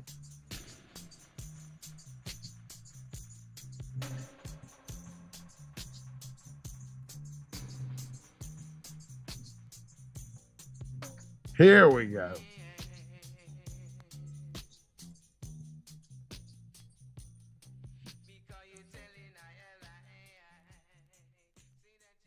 Yeah. I did make a short of it. I posted it. It's on all my shit, dude. I just don't know exactly where it's at. Here, I got the correct video now. I got the right one this time.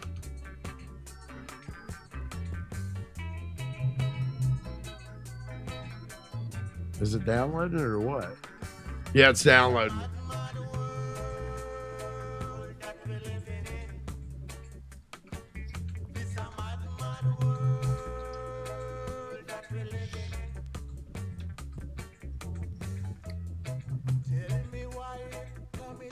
There we go.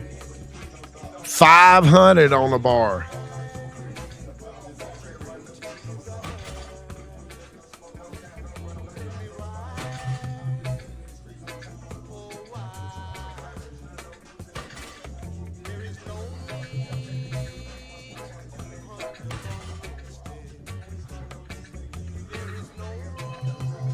Was that 5?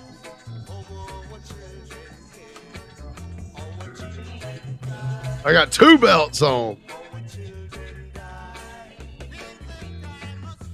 Yeah, I did. It should be on YouTube. I think it's on YouTube. I just knew I put it on Dropbox yesterday.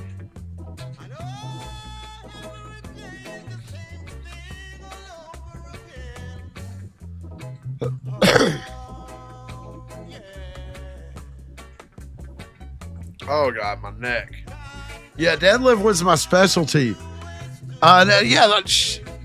Shit. I did a bunch of damn strongman and stuff. I'm sure you've seen some of the videos. I've shared the videos over here many times. Yeah, I would deadlift a lot because I trained in strongman, and everything we did was loading and picking things up. So the posterior chain is super important for all that, for money, carrying, moving stuff. Shit, I got some other. Let's see.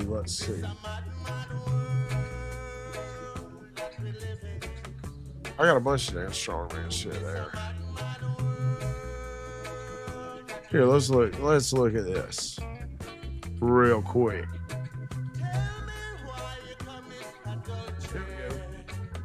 This is just various different shit. This is the podium. This is one time I came in second. And this dude is a fucking giant here. Look at this guy. I beat him on the deadlift.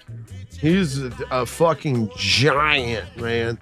And he's strong as shit. This guy here, Joey, don't be fooled. He's strong as shit. There's your fucking boy. But this guy, Keith, he's a damn, can we get this full screen? I guess we can't. Back in 2022, I took first place. Took third at the Olympia. This is little keg load shit. This is in Baton Rouge. It's my buddy. My buddy right here came in 14th at the Arnold. The guy that's catching the kegs for me. He's bigger now. He's been training for a while. I used to out deadlift him, and now he's fucking pretty much a damn pro. That's a light keg. That's why I'm throwing that thing like that.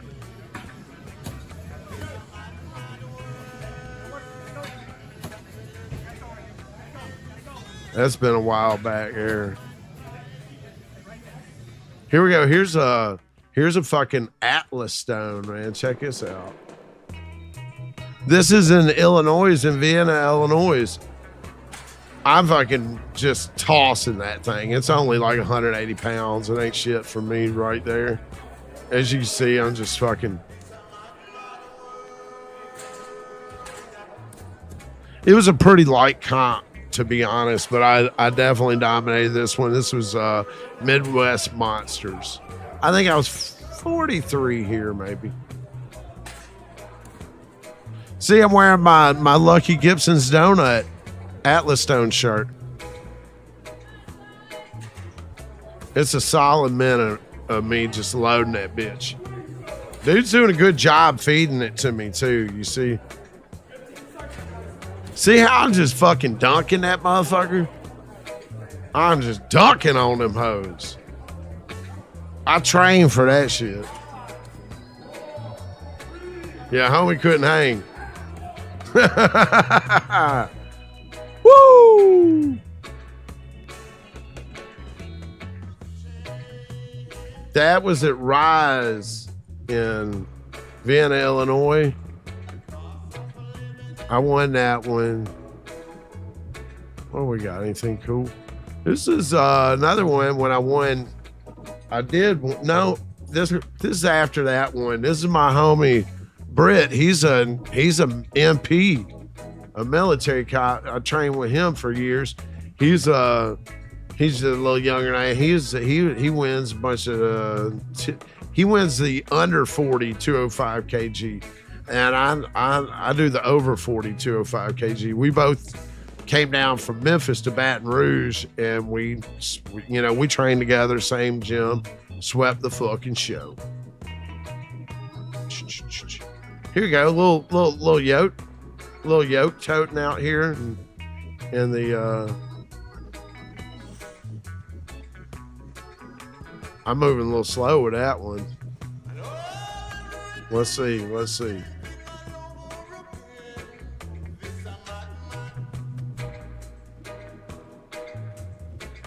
That's a little bit better. This out here downstairs, probably September, you see.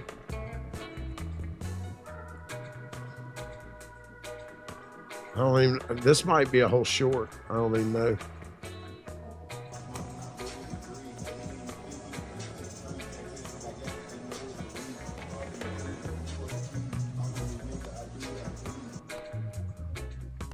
And then I go outside and hit this. This ain't a whole lot of weight.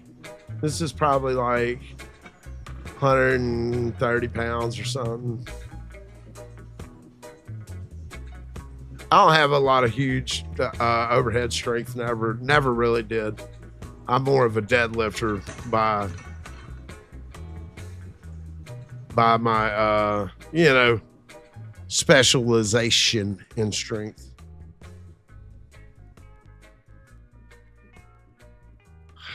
Man, it only makes my back hurt because I know my back's not trained for it, right? You know, if you're prepared for something, then it doesn't beat you down quite as bad. The training does beat you down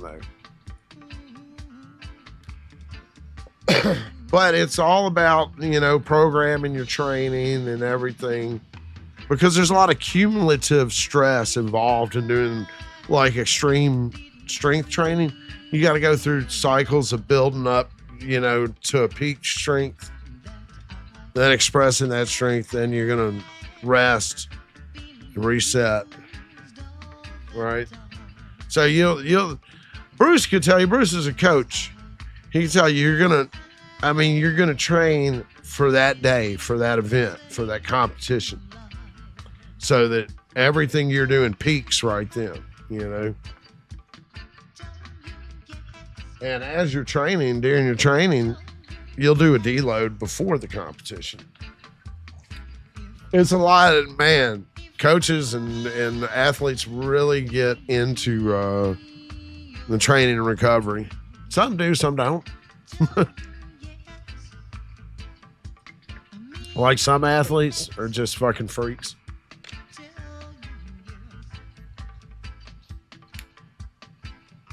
Hey, let me tell you something now, Ant. I never touched a damn weight bar until I was 36 years old.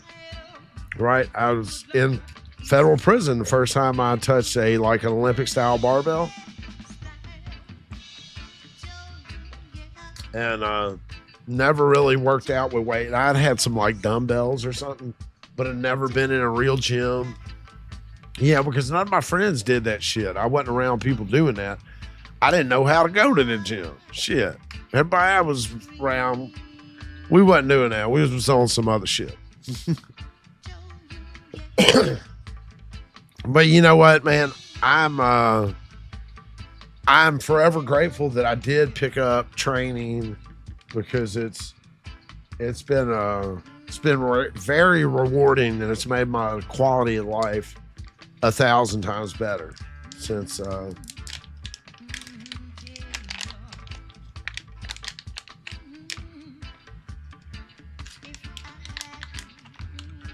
let's hit a bong rip of Blue Magic.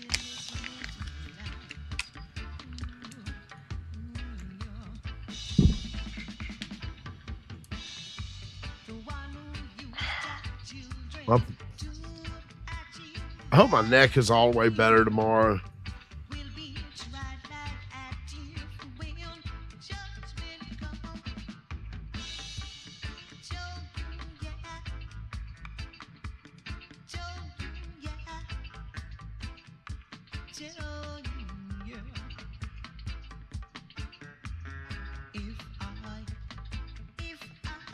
How is the Blue Andes? Is it a minty flavor on there? Because that's the one thing that scares me on Blue Andes. Ooh, y'all be on the lookout for the Lance. You hear me? Ridgeline Lance, anything Lance. Be on the lookout for that. And then let me know where you seen it, and if you got it, what you thought about it. Because it's I've been hearing good things about the Lance.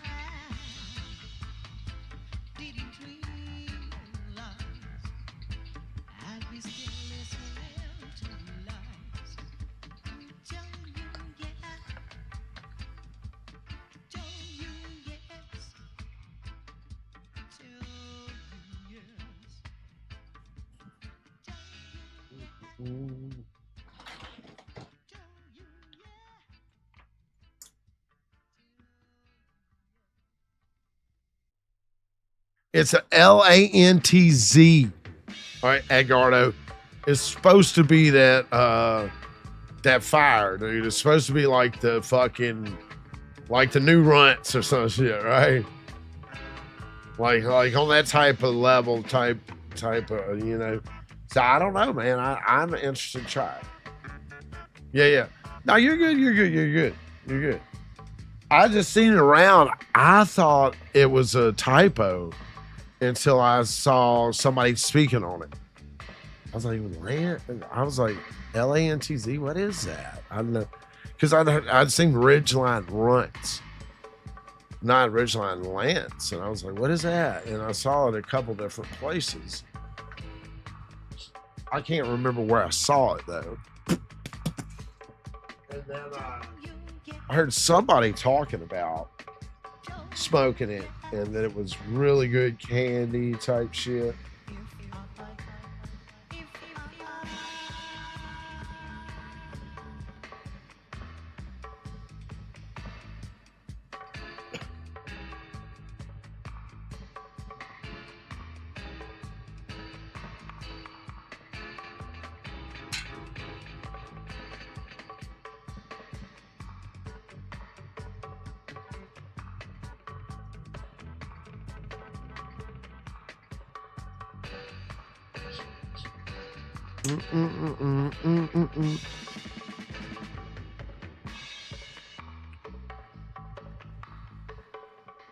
Yeah, it's shots.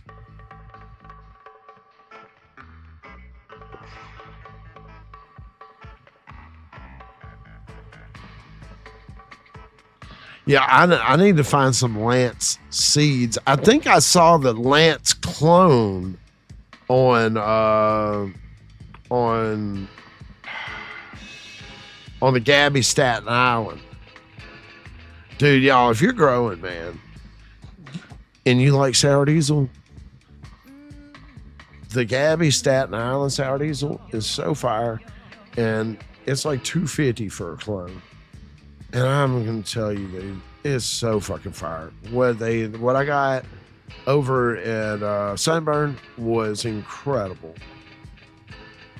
Ooh, the White Thorn Rose is fire. Where did you get that from? The White Thorn Rose. I remember one time I got a jar of some White Thorn Rose Rising from Cowboy. I know Simply Mary had it on there, but I never got any from them. It's man, the shit I got from Cowboy was crazy. And I can't believe he never bought any. He thought it wasn't gonna sell. I'm like, dude, that's like the craziest rise I've ever seen. He was just more about buying cheap crumble.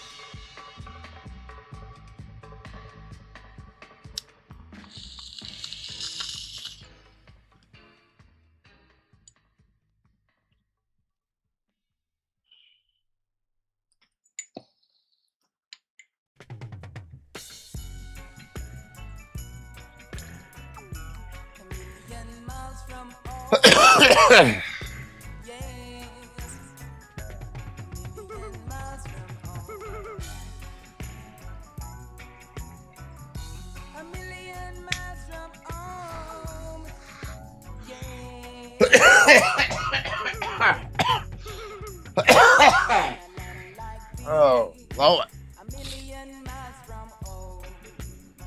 Woo!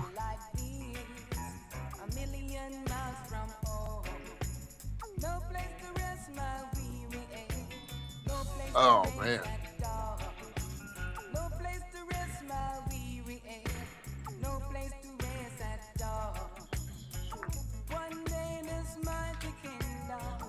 Sour versus Haze. What now?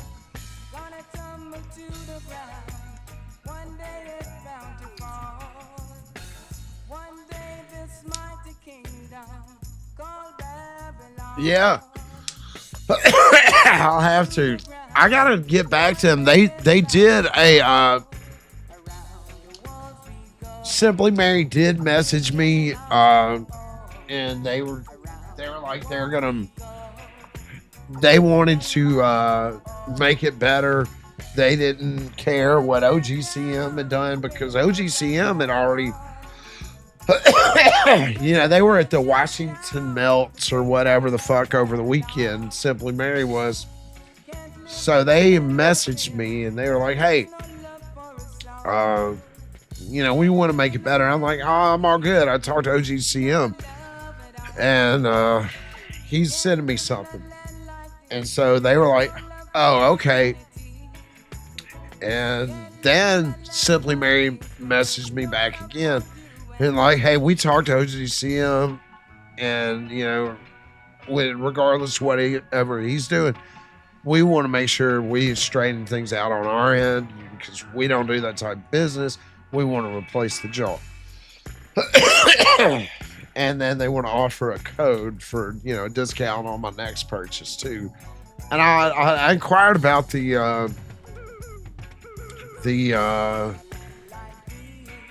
affiliate thing, and they said that they had revamped their affiliate thing and really changed the way they were doing it and reduced it, and that we might see if we could make an arrangement. So I don't know. We'll see. I gotta message them back. I posted that old video I did from 2024. That motherfucker, I just posted on Twitter. It's doing pretty good, man. I posted it 12 hours ago. It's got like 1,500 views on it, which is crazy for Twitter.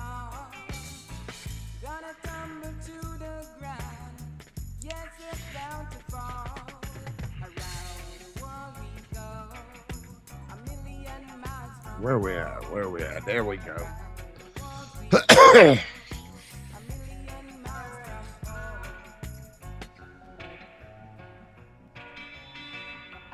Yeah.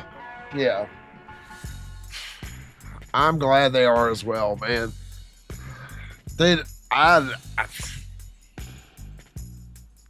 hated to even post that shit because I kind of imagined what was going to happen, you know, but at the same time, I felt obligated to post that picture with the seed and all that shit and just saying that I was disappointed because it's like if I don't post it and I'm not keeping it real or whatever, and if I, you know, it's one of those damned if you do, damned if you don't situations, but I felt more like I'm more responsible to the community and keeping it completely real, right? Do they owe me money? No, they don't owe me money. I bought a jar, TG, that you might have seen a picture I bought. It is kind of shitty. I got a jar from OGC. It was from Simply Mary, but it's OGCM Z Banger, and came up and it was kind of shitty. It was not. It was like smell was gone. The buds were beat up. There was a fucking loose seed in it. It was like, what the fuck is this? So I posted the picture of it, tagged both of them. Was like, hey, I'm disappointed.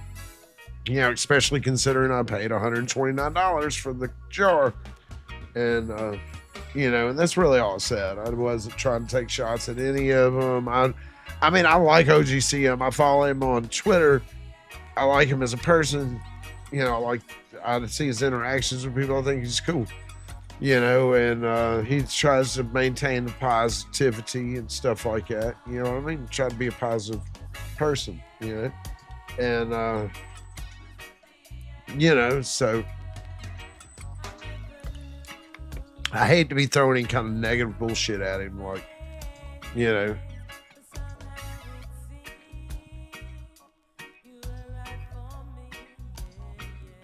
Well, they are making it right. I don't, you know, I've yet to receive the making it right, but it'll come. I have faith. I have faith it'll come through.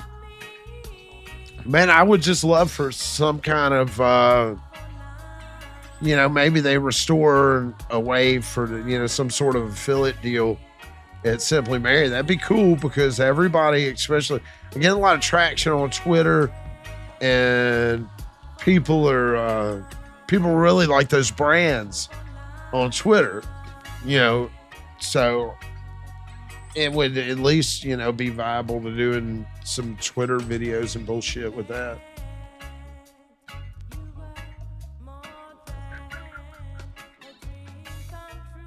The Lemon Larry, they got some of that over at the Flowery. Give me 1 second. I'll be right back.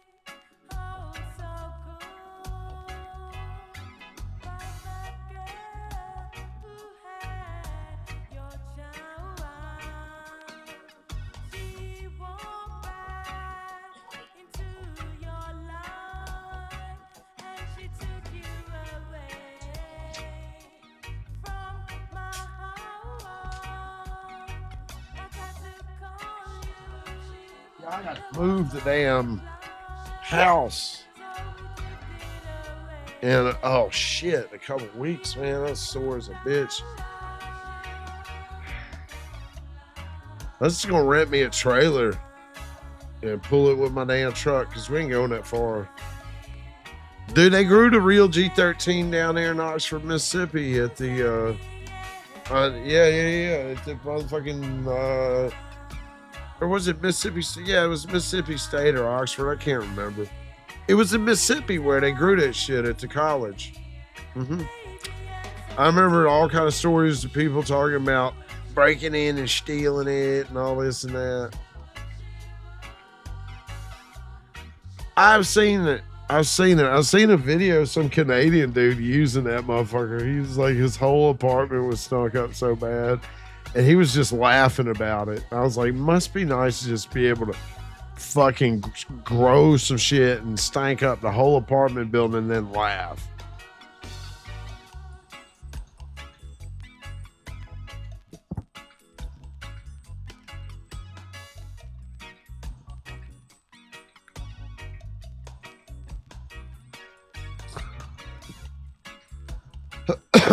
He seemed to get really good results. He knew what he was doing too. You know, he seemed to have pretty good results from that small box.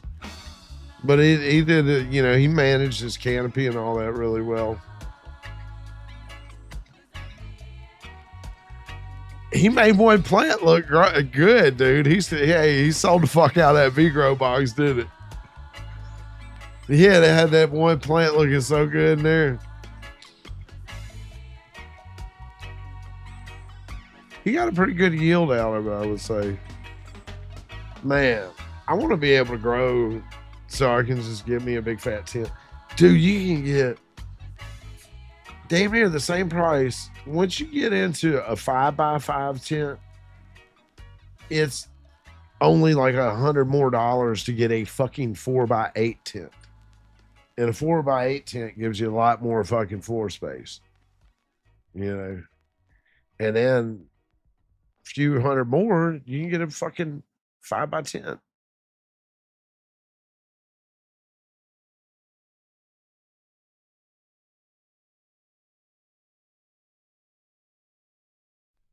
Is that all he got? Was 3 ounces on that one? That's $3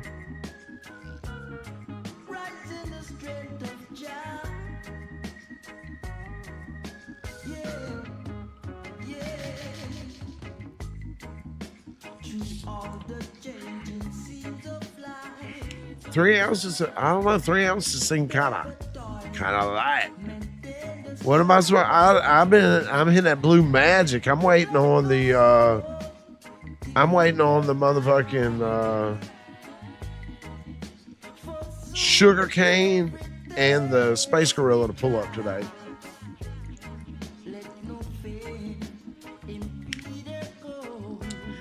Yeah, I'm just hitting a blue magic over here. I got a little bit of it. Man, I had the connected biscotti and gelato 41 and cigar cane tamara. But today I'll have Space Gorilla and sugar cane. Add to the collection.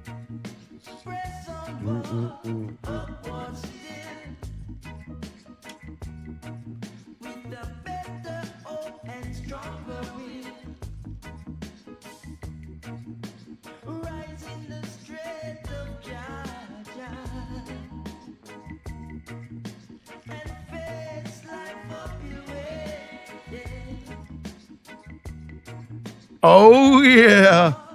Oh hell yeah. I can't wait to hear what you're thinking about it. He's gonna be doing another drop, Junior.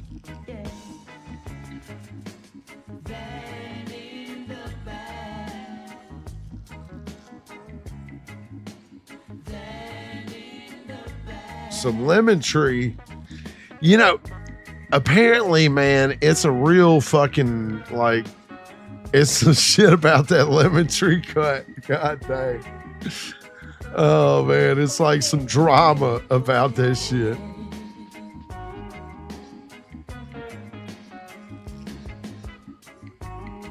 Hell yeah, that's what's up, Junior. I can't wait till you get it. It'll be your first top cola. Man, that's my best top cola bag yet, dude. I promise you. I've had a few from him.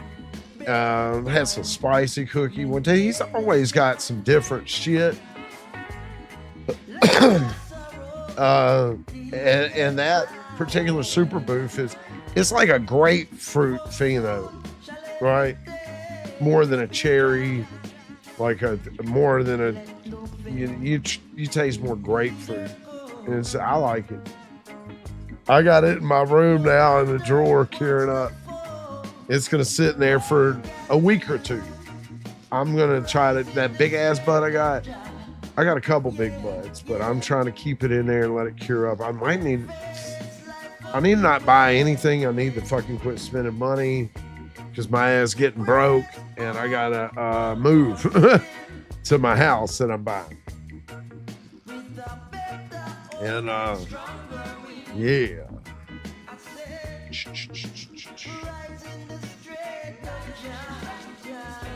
Oh, really? It's gonna taste different than the Horizon. This particular Super Booth. Oh yeah, it'll taste different. It'll taste a little different, I think. It's still really great, but it was a different pheno of Super Booth than I'd had before. It was more of a grapefruit. You know, usually it's like a cherry orange, you know what I mean? Is that how your Horizon is? Like a cherry type orange?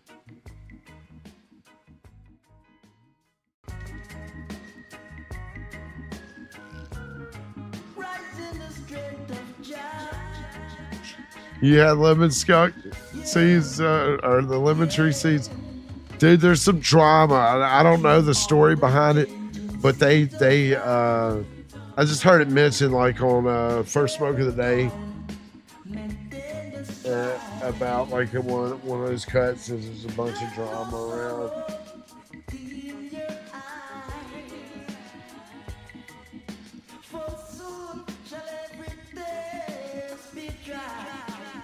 Oh my fucking, oh. What in that?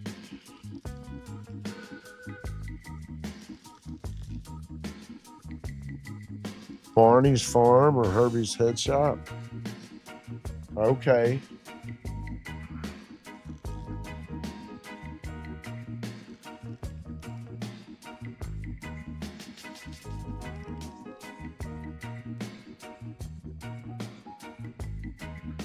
Dude, you know what? You know it'd be fire? Lemon cherry skunk. Yeah. Where's that at? Where's the lemon cherry skunk at? They got some orange skunk over at Grow Healthy. But hey, you can get skunk. You can get some regs of skunk and then get that pollen, and you can put that shit on everything. Or, you know what I mean? And I think that's going to be like that's going to be some fire there. And you know what I mean? Like, I think we're going to see more of that. People taking the old shit and then throwing it on top of like new strains like that.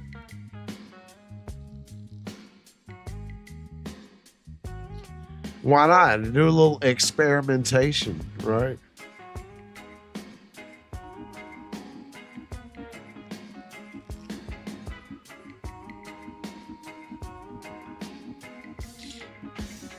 Man, I get most of my rosin at the dispensary, or from the.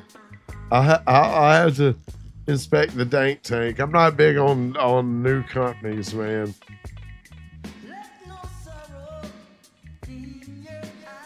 Especially ones that I haven't heard of. I can investigate.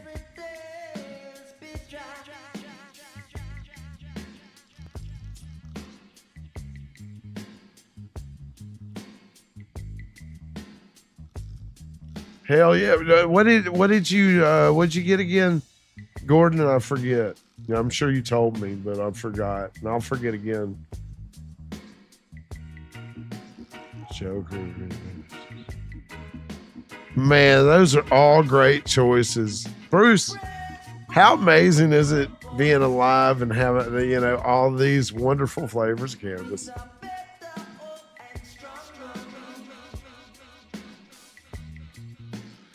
You will eventually. JW, here's the good news. Now you're a legal your legal patient, man. So,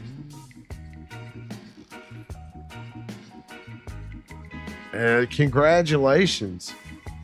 You can get involved in things that are help expand the you know what I mean, expand medical now because you're a card holder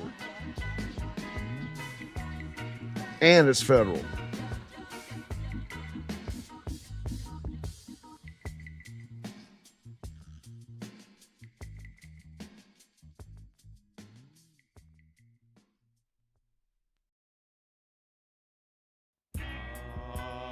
Oh yeah.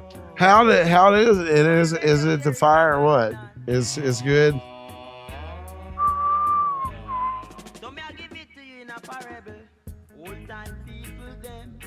Yeah, man. The fucking. Wouldn't it be nice, you know? Shit, I'm gonna be 50 before I know it, man. And it'd be nice to just not have to, you know, worry about seeing the police about some fucking weed, you know.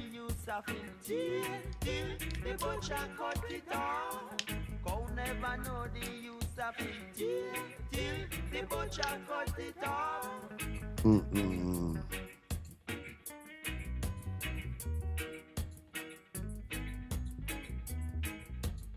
They'll be expanding it. You know what I mean? It sucks to like still have to worry, you know, like you damn kid about somebody catching you smoking or growing or whatever. Like a kid.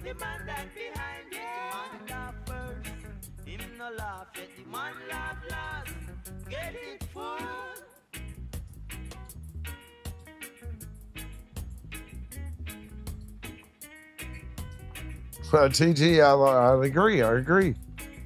But, you know, you gotta, got to follow the law. They taught me that the hard way, right? And then fucking been through the shit, dog.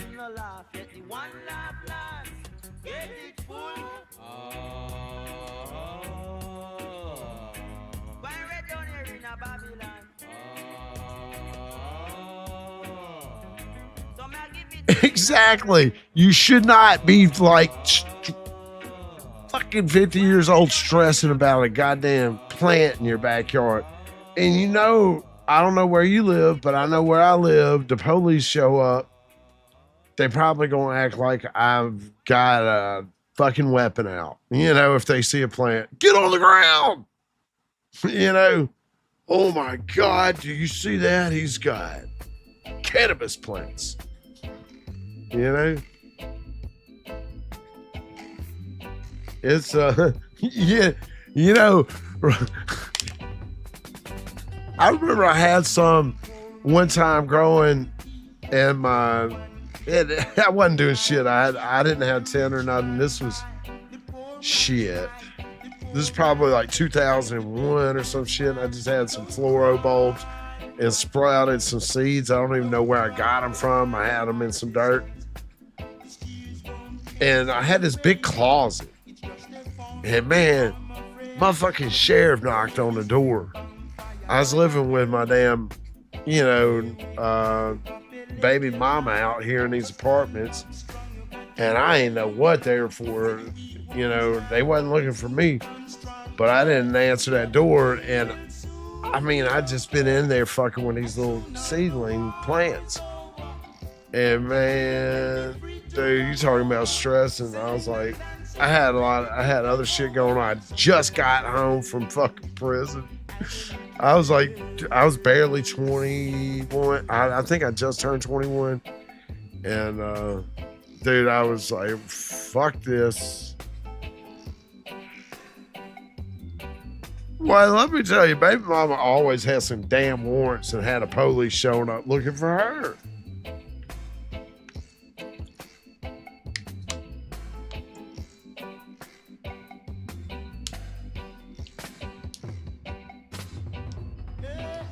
Everything will soon be okay.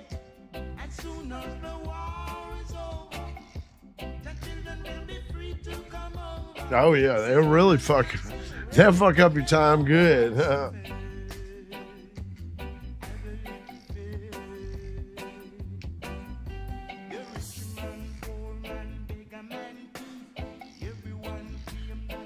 Oh, exactly, Gordon. Shit, and you got a record and all that good shit, man. They really fucking trip out.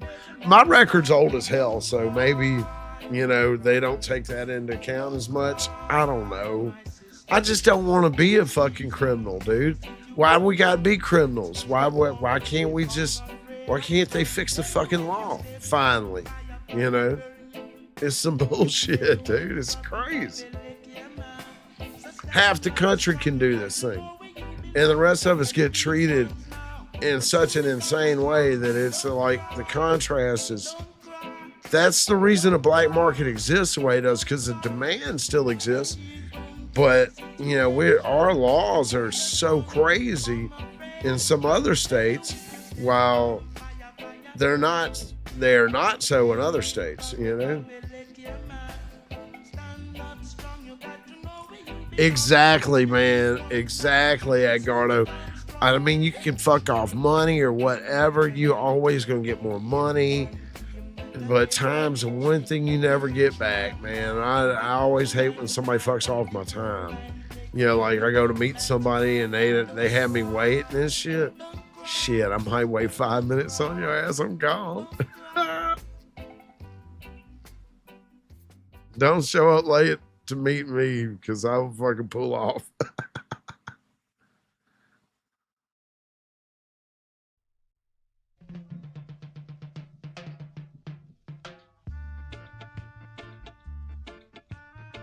Dude, I know, right?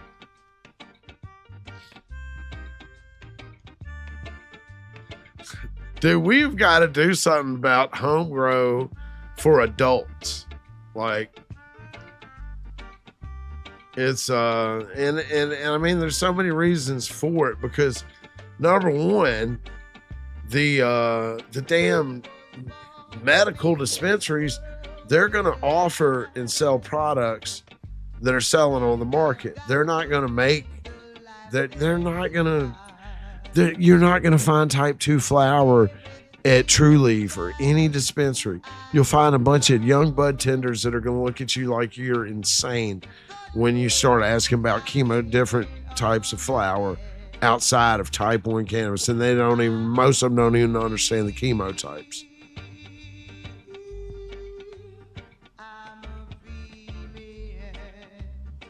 Yes, so right, we need it. It needs to be legal where people can grow outside the yard. I want to grow in a yard. I want to grow outside under the sun. I want to grow. I want to have a greenhouse, and I want to grow outside. I enjoy gardening outside. I want to grow me some weed plants outside, and I don't want to have to worry about my neighbor fucking reporting me about it. I don't want it to be you know what I mean?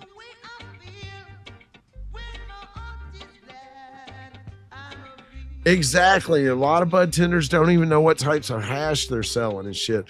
I was asking and I love the bud tender that I was talking to. One of my favorite bud tenders, we have similar tastes in flower, so I'll ask them, what they think about certain flower. But I was asking, hey, what is aged hash? Because they got so many different types of hash on the menu over at Sunburn. So I was like, what is a aged hash? And dude could not tell me. Government weed ain't gonna be it.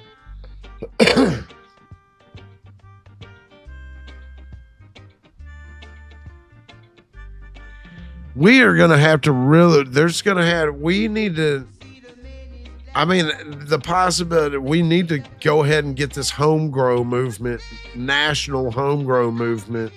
If there's not one, there's already one to save seeds, but we need a national home grow movement for the preservation and the expansion of home grow nationally here in the United States, where everybody has, you know, the right to home grow, and then everybody's right to grow at home is defended, you know, because you shouldn't have to worry about if all the, you know, you spend all the, you've invested heavily into your grow, and you know what you're doing with whatever you're growing, and there's no reason that you should have to get rid of that because somebody else is making money on this shit now.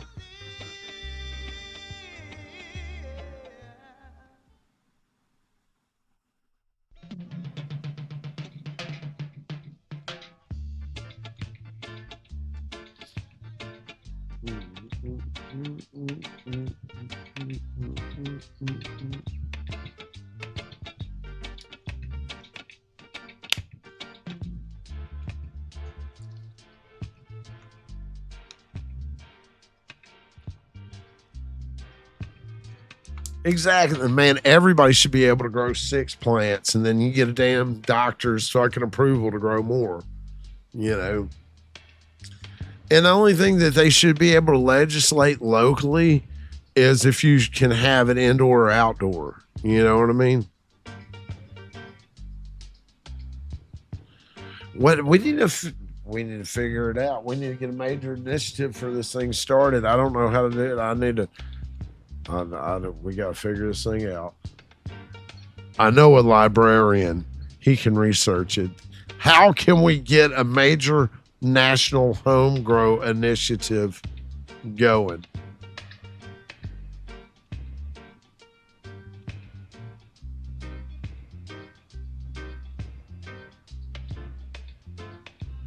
Yeah, exactly. Weed you can trust, which is weed you would grow, right? That would be awesome.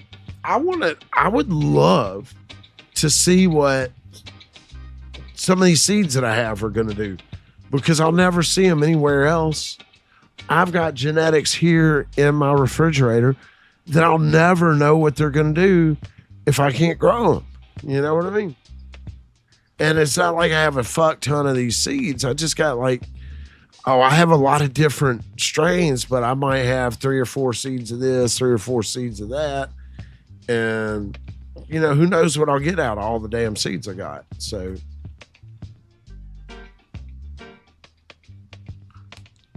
you'll test them all out for me. Don't worry about it, huh? Don't worry. Smoke Pigeon, I want to grow some damn seeds. I got some peppers going out here now. I didn't start them from seed, but I did. Connor gave me some tomatoes that he started from seed, and I transplanted them in some bags. And then I've got some peppers in some bags out here too. And that's where we're at in life. Man, dude.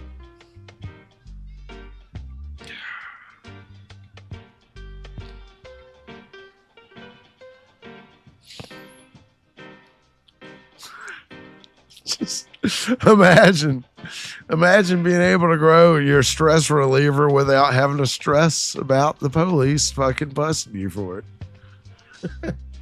Dude, my neck fucking hurts like hell. Oh, it's trapped, my neck, everything's fired the fuck up.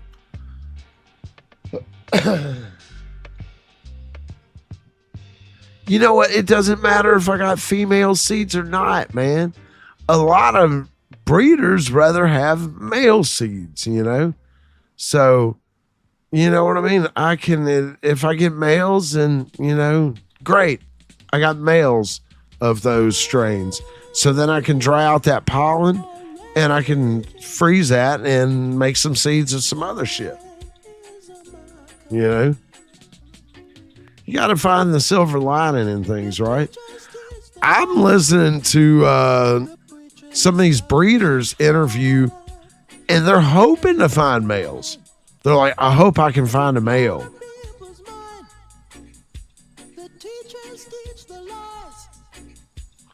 Why do you need autoflower?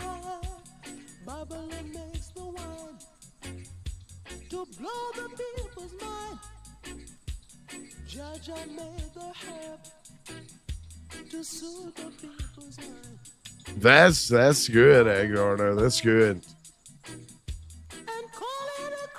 Why do you need autoflower? That's my question. That's I mean,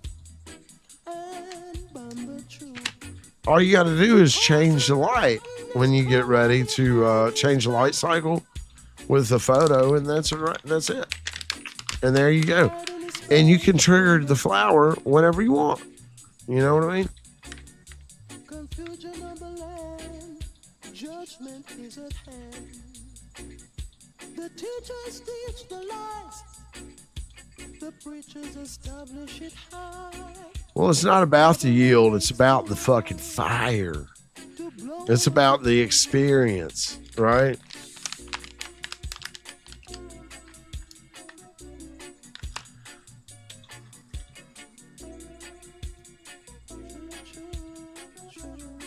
Yeah. Just faster. Just a lot faster.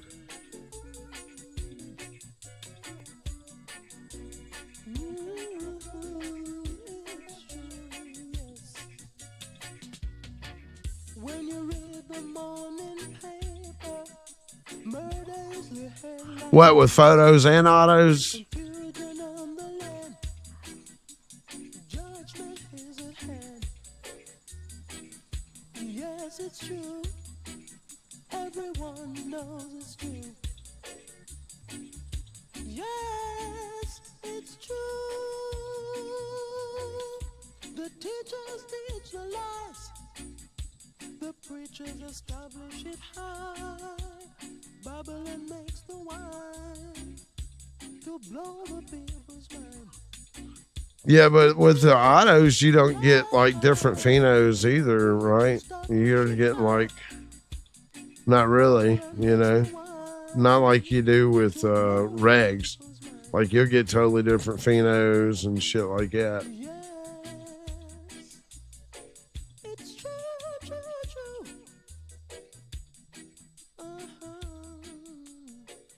It's true, true, true. Yes,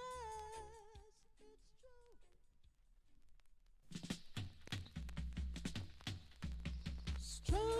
So what do you grow autos outside and they grow shorter, or what are I'm trying to collect all this information.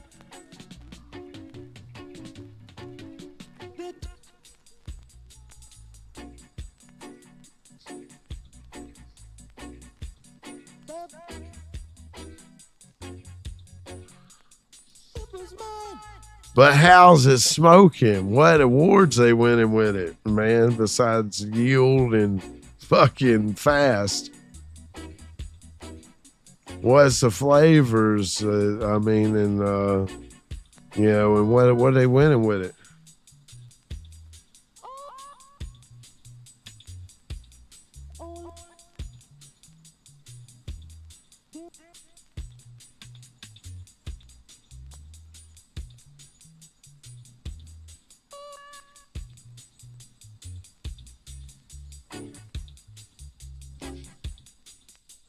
There you go. That now I could see that if you wanted to just flour in your veg tent, right?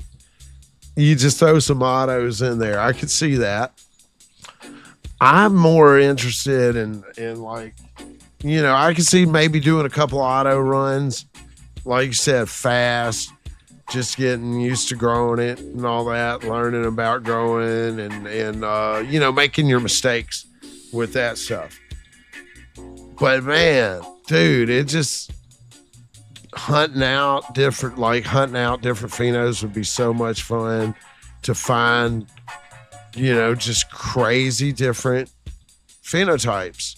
You know, you might, you know, say you got a pack of 12 seeds, pop all 12 of them, take a cut from each one, flower, you know, sex them, kill the males, grow out the females, smoke them, you know, dry them, smoke them, see which one you like, kill the rest, and make some mothers and fucking cut clones and run, you know, the ones you like.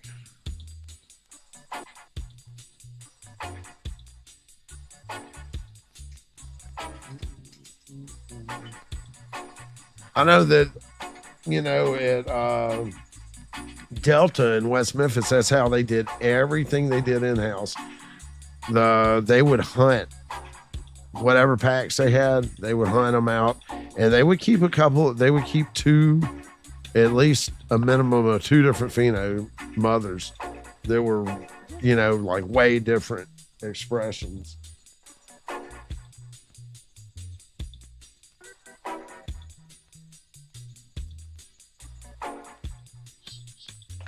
That is, but that's where, that's where you find the magic, dog. You find I'm not trying to grow a bunch of work packs to sell, man.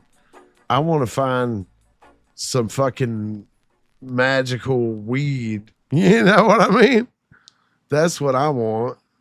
I want to find that fucking shit.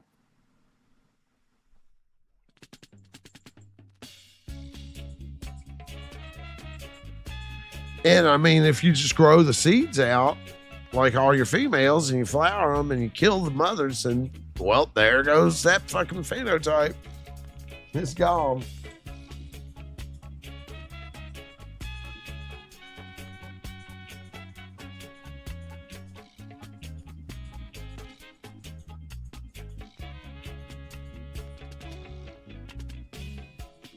Oh, Jah, can't you see our people are not free? Now where we are going to do if the time is so serious? Dude, damn. That's sounds about right, dude. I have one growing in my backyard one time, and a deer had dug it up and ate the roots off of it, or some kind of critter. Like the roots were gone completely, and it was dug up. You can tell it was some kind of animal that did it.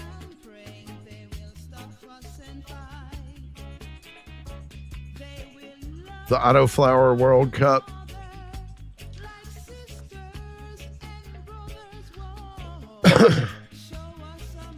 But are they winning like any hash competitions with their buds? Or are they just winning the Autoflower division?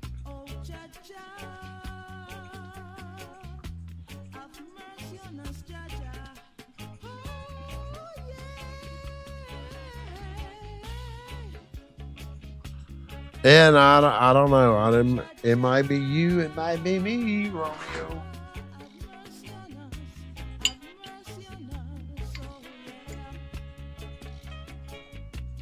You can't clone autos. You can't,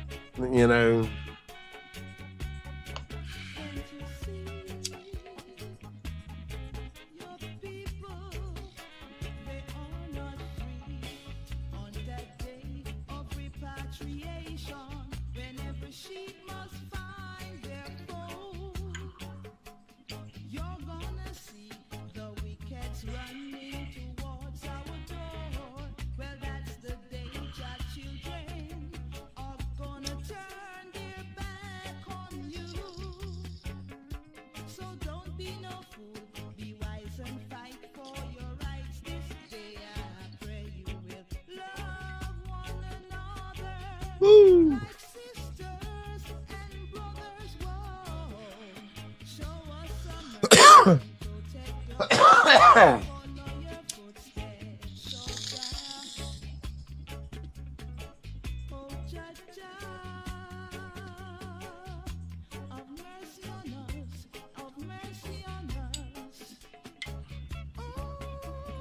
Yeah, I've heard of them.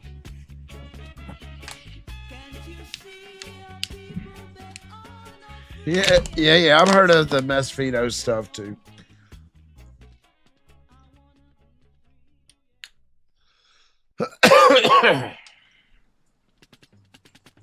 But with the autos, you run them and you're done. That's it. Just run and done. There's no.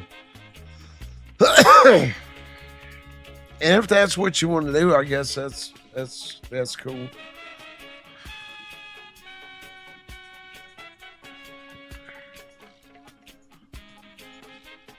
I would be more interested in getting just some regs and some different fire flavors and seeing what popped out.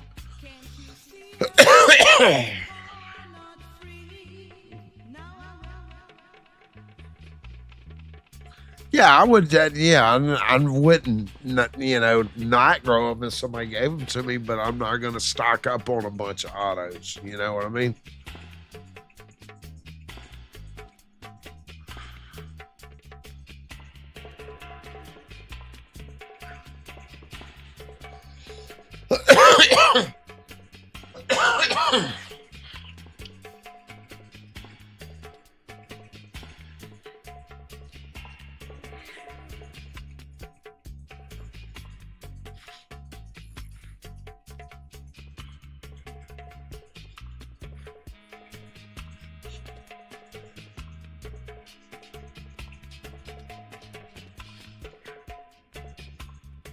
Yeah, I think the first, I don't even know. I got so much fucking fire shit in there.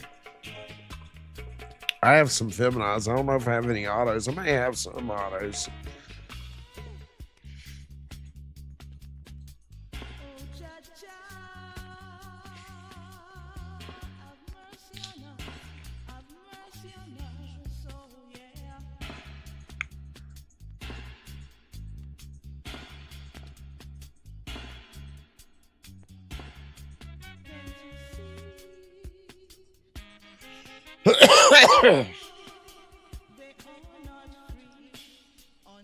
Grafted on the stem of a photo onto an auto plant to see what happens.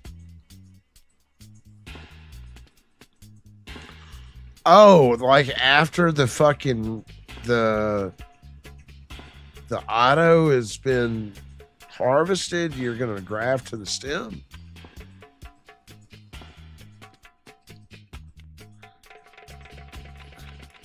That's because you got your system together there, right?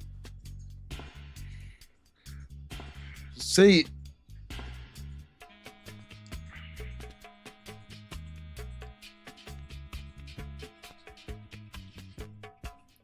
man, you got a lot to take care of there too, Smug.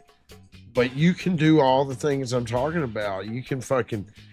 You can run out males. You can harvest and dry and store fucking pollen. You can play with different genetics and shit, as you want to. You can hunt out packs, and find, that's a lot less limiting. You know what I mean?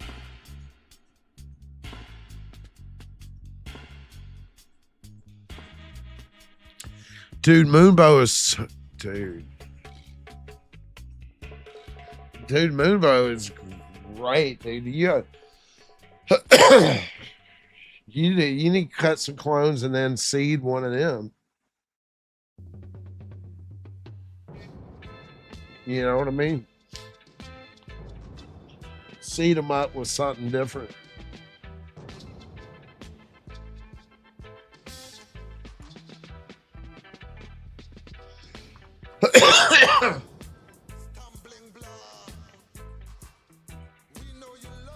And that's true, and I mean,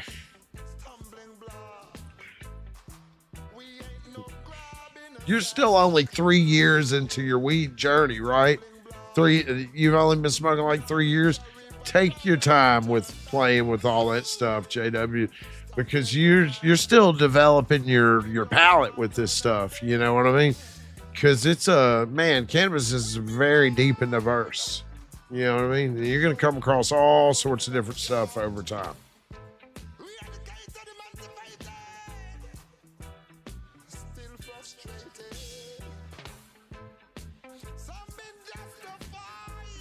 Crockett Family Farms is a favorite of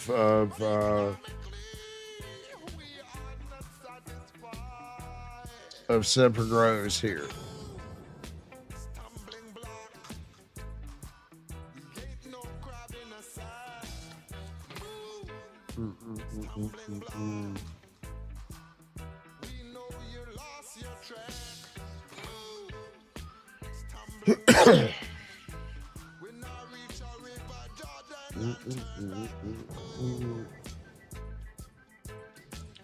Man, I got a shot of water.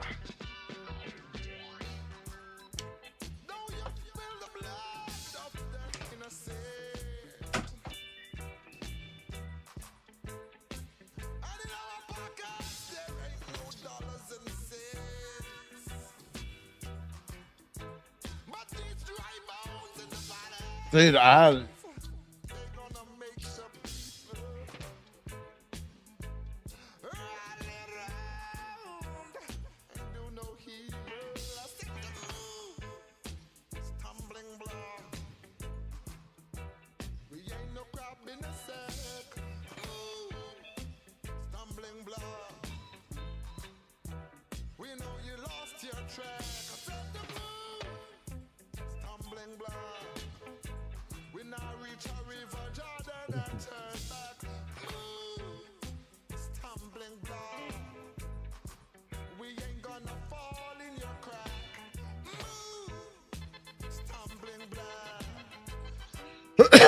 love all the different methods of crossing there.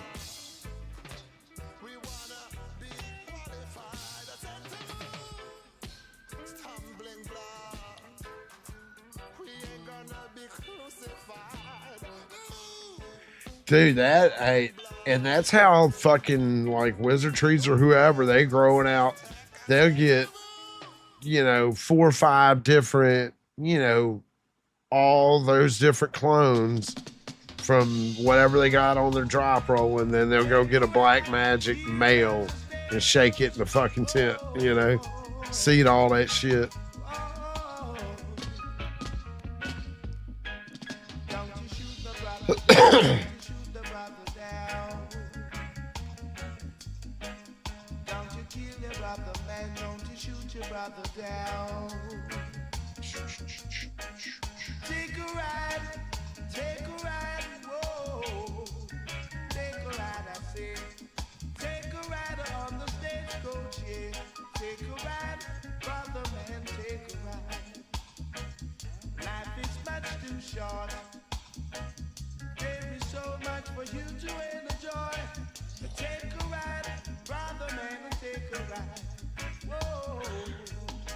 Dude, my trap is fired up still,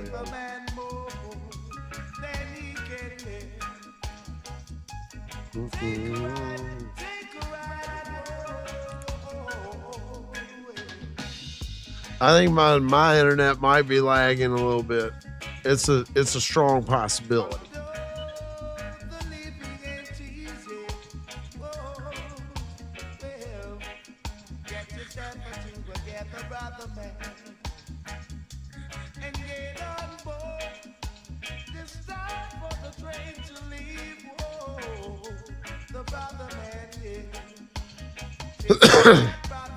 Where we go to.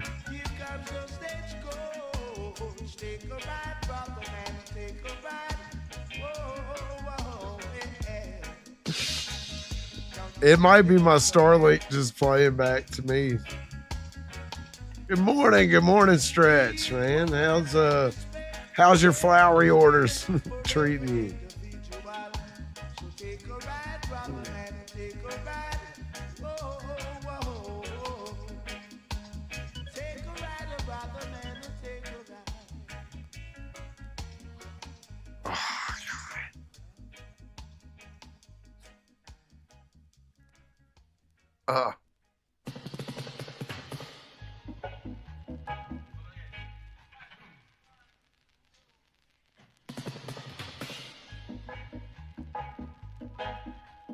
Oh my god. I think this trap's better, but maybe this one's throbbing hard enough that the other one don't feel it no more. Some headbanging. I heard that.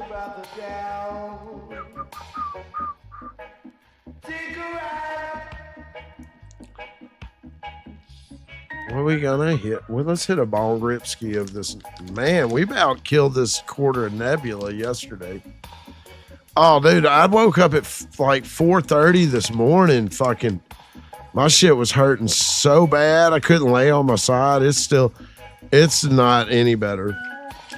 Not yet. We're gonna finish off this bag of Nebula.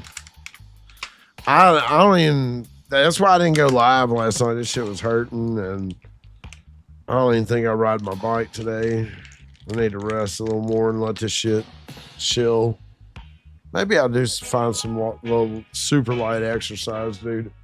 Just get some blood in there, help it recover. But it's sore, man. It's fucking up I can't even get full movement out of my neck because I got some pain going on there.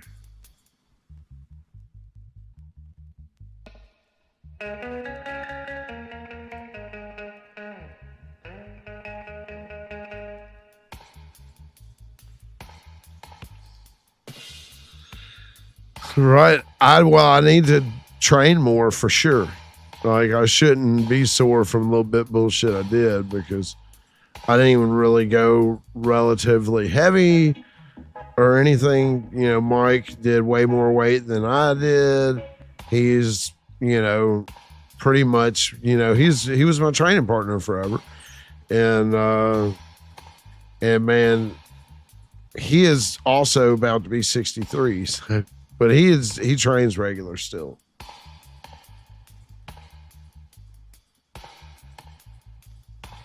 Definitely the world's strongest man over fucking 60, I would bet. He doesn't compete any longer though. It's because it's too easy to get hurt competing. You know, you can do stuff in the gym, but it's way different when you're like in a competition, your adrenaline and shit. It's easy to get injured.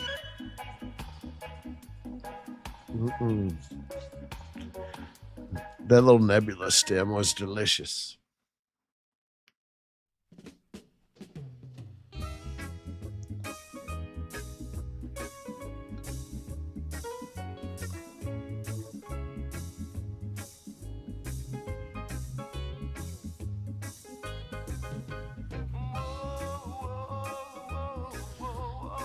My cardio is not as good as it should be, but I do maintain somewhat.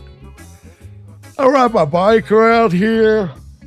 I've run a few races the past couple months. I didn't train for them, but I did run a 5K, and then I ran like a 1.5 mile race with the kids.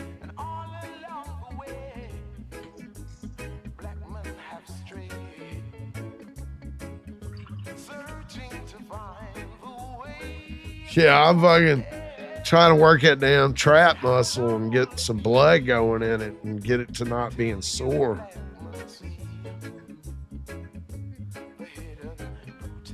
I might have to fucking move all this shit in my house, man. Well, he's trying to throw shit away again. Yeah.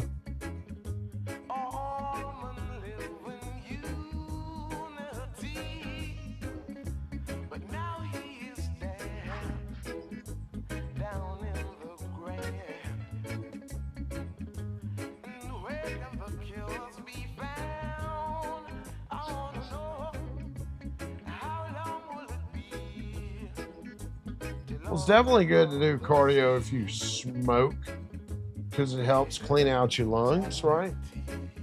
Keep your heart healthy. It's pretty important. And if you do like fasted cardio in the morning, it will fucking like rewire your metabolism.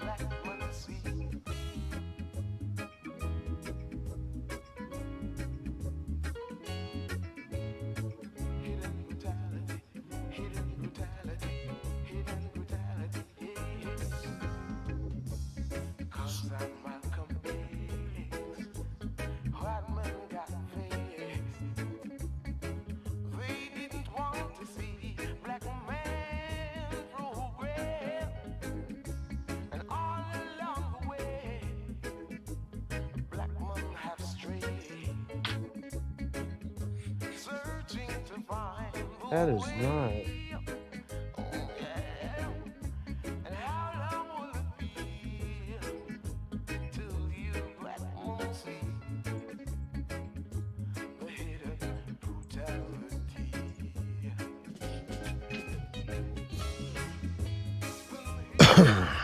Dude, the neck is killing.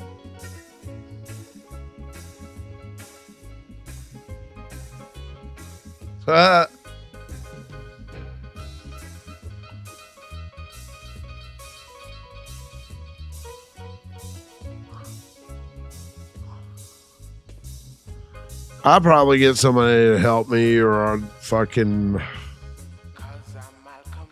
if I can afford it, I would hire somebody, but we'll see.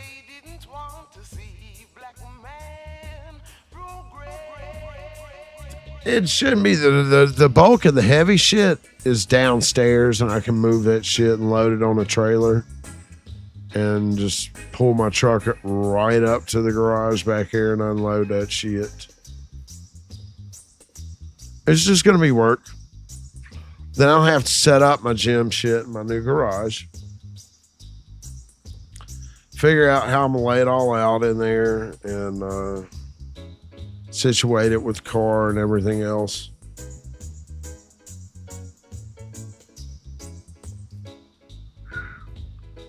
Furniture up here would be fun. And this table is one of the main things. Yeah, we had that damn table and then couch. We had it delivered. We bought that shit when we moved here. I'm finna have to roll with you, Simper. I gotta go get something to eat. I ain't ate nothing but a granola bar. I'm starving over here. And I've been up since fucking shit, 4:30, man. I woke up in extreme neck pain.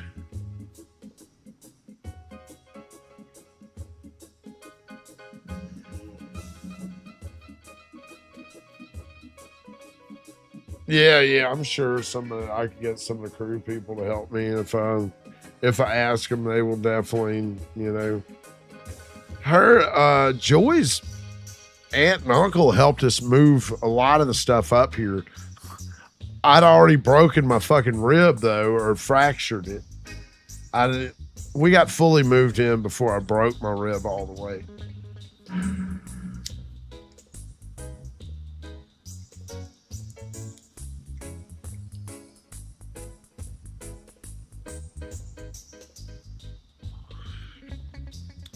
I just fractured it real good for a week, and then I finally snapped it on the back of this little bullshit couch.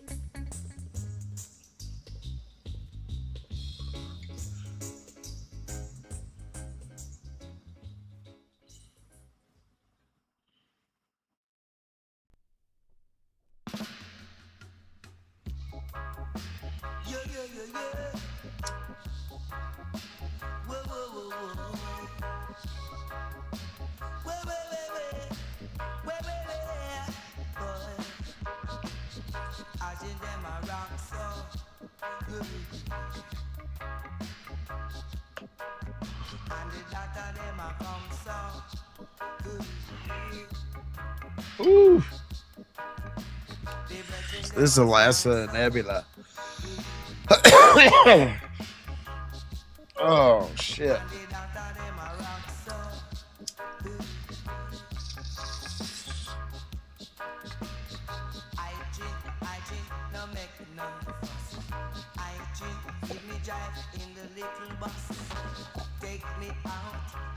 Woo.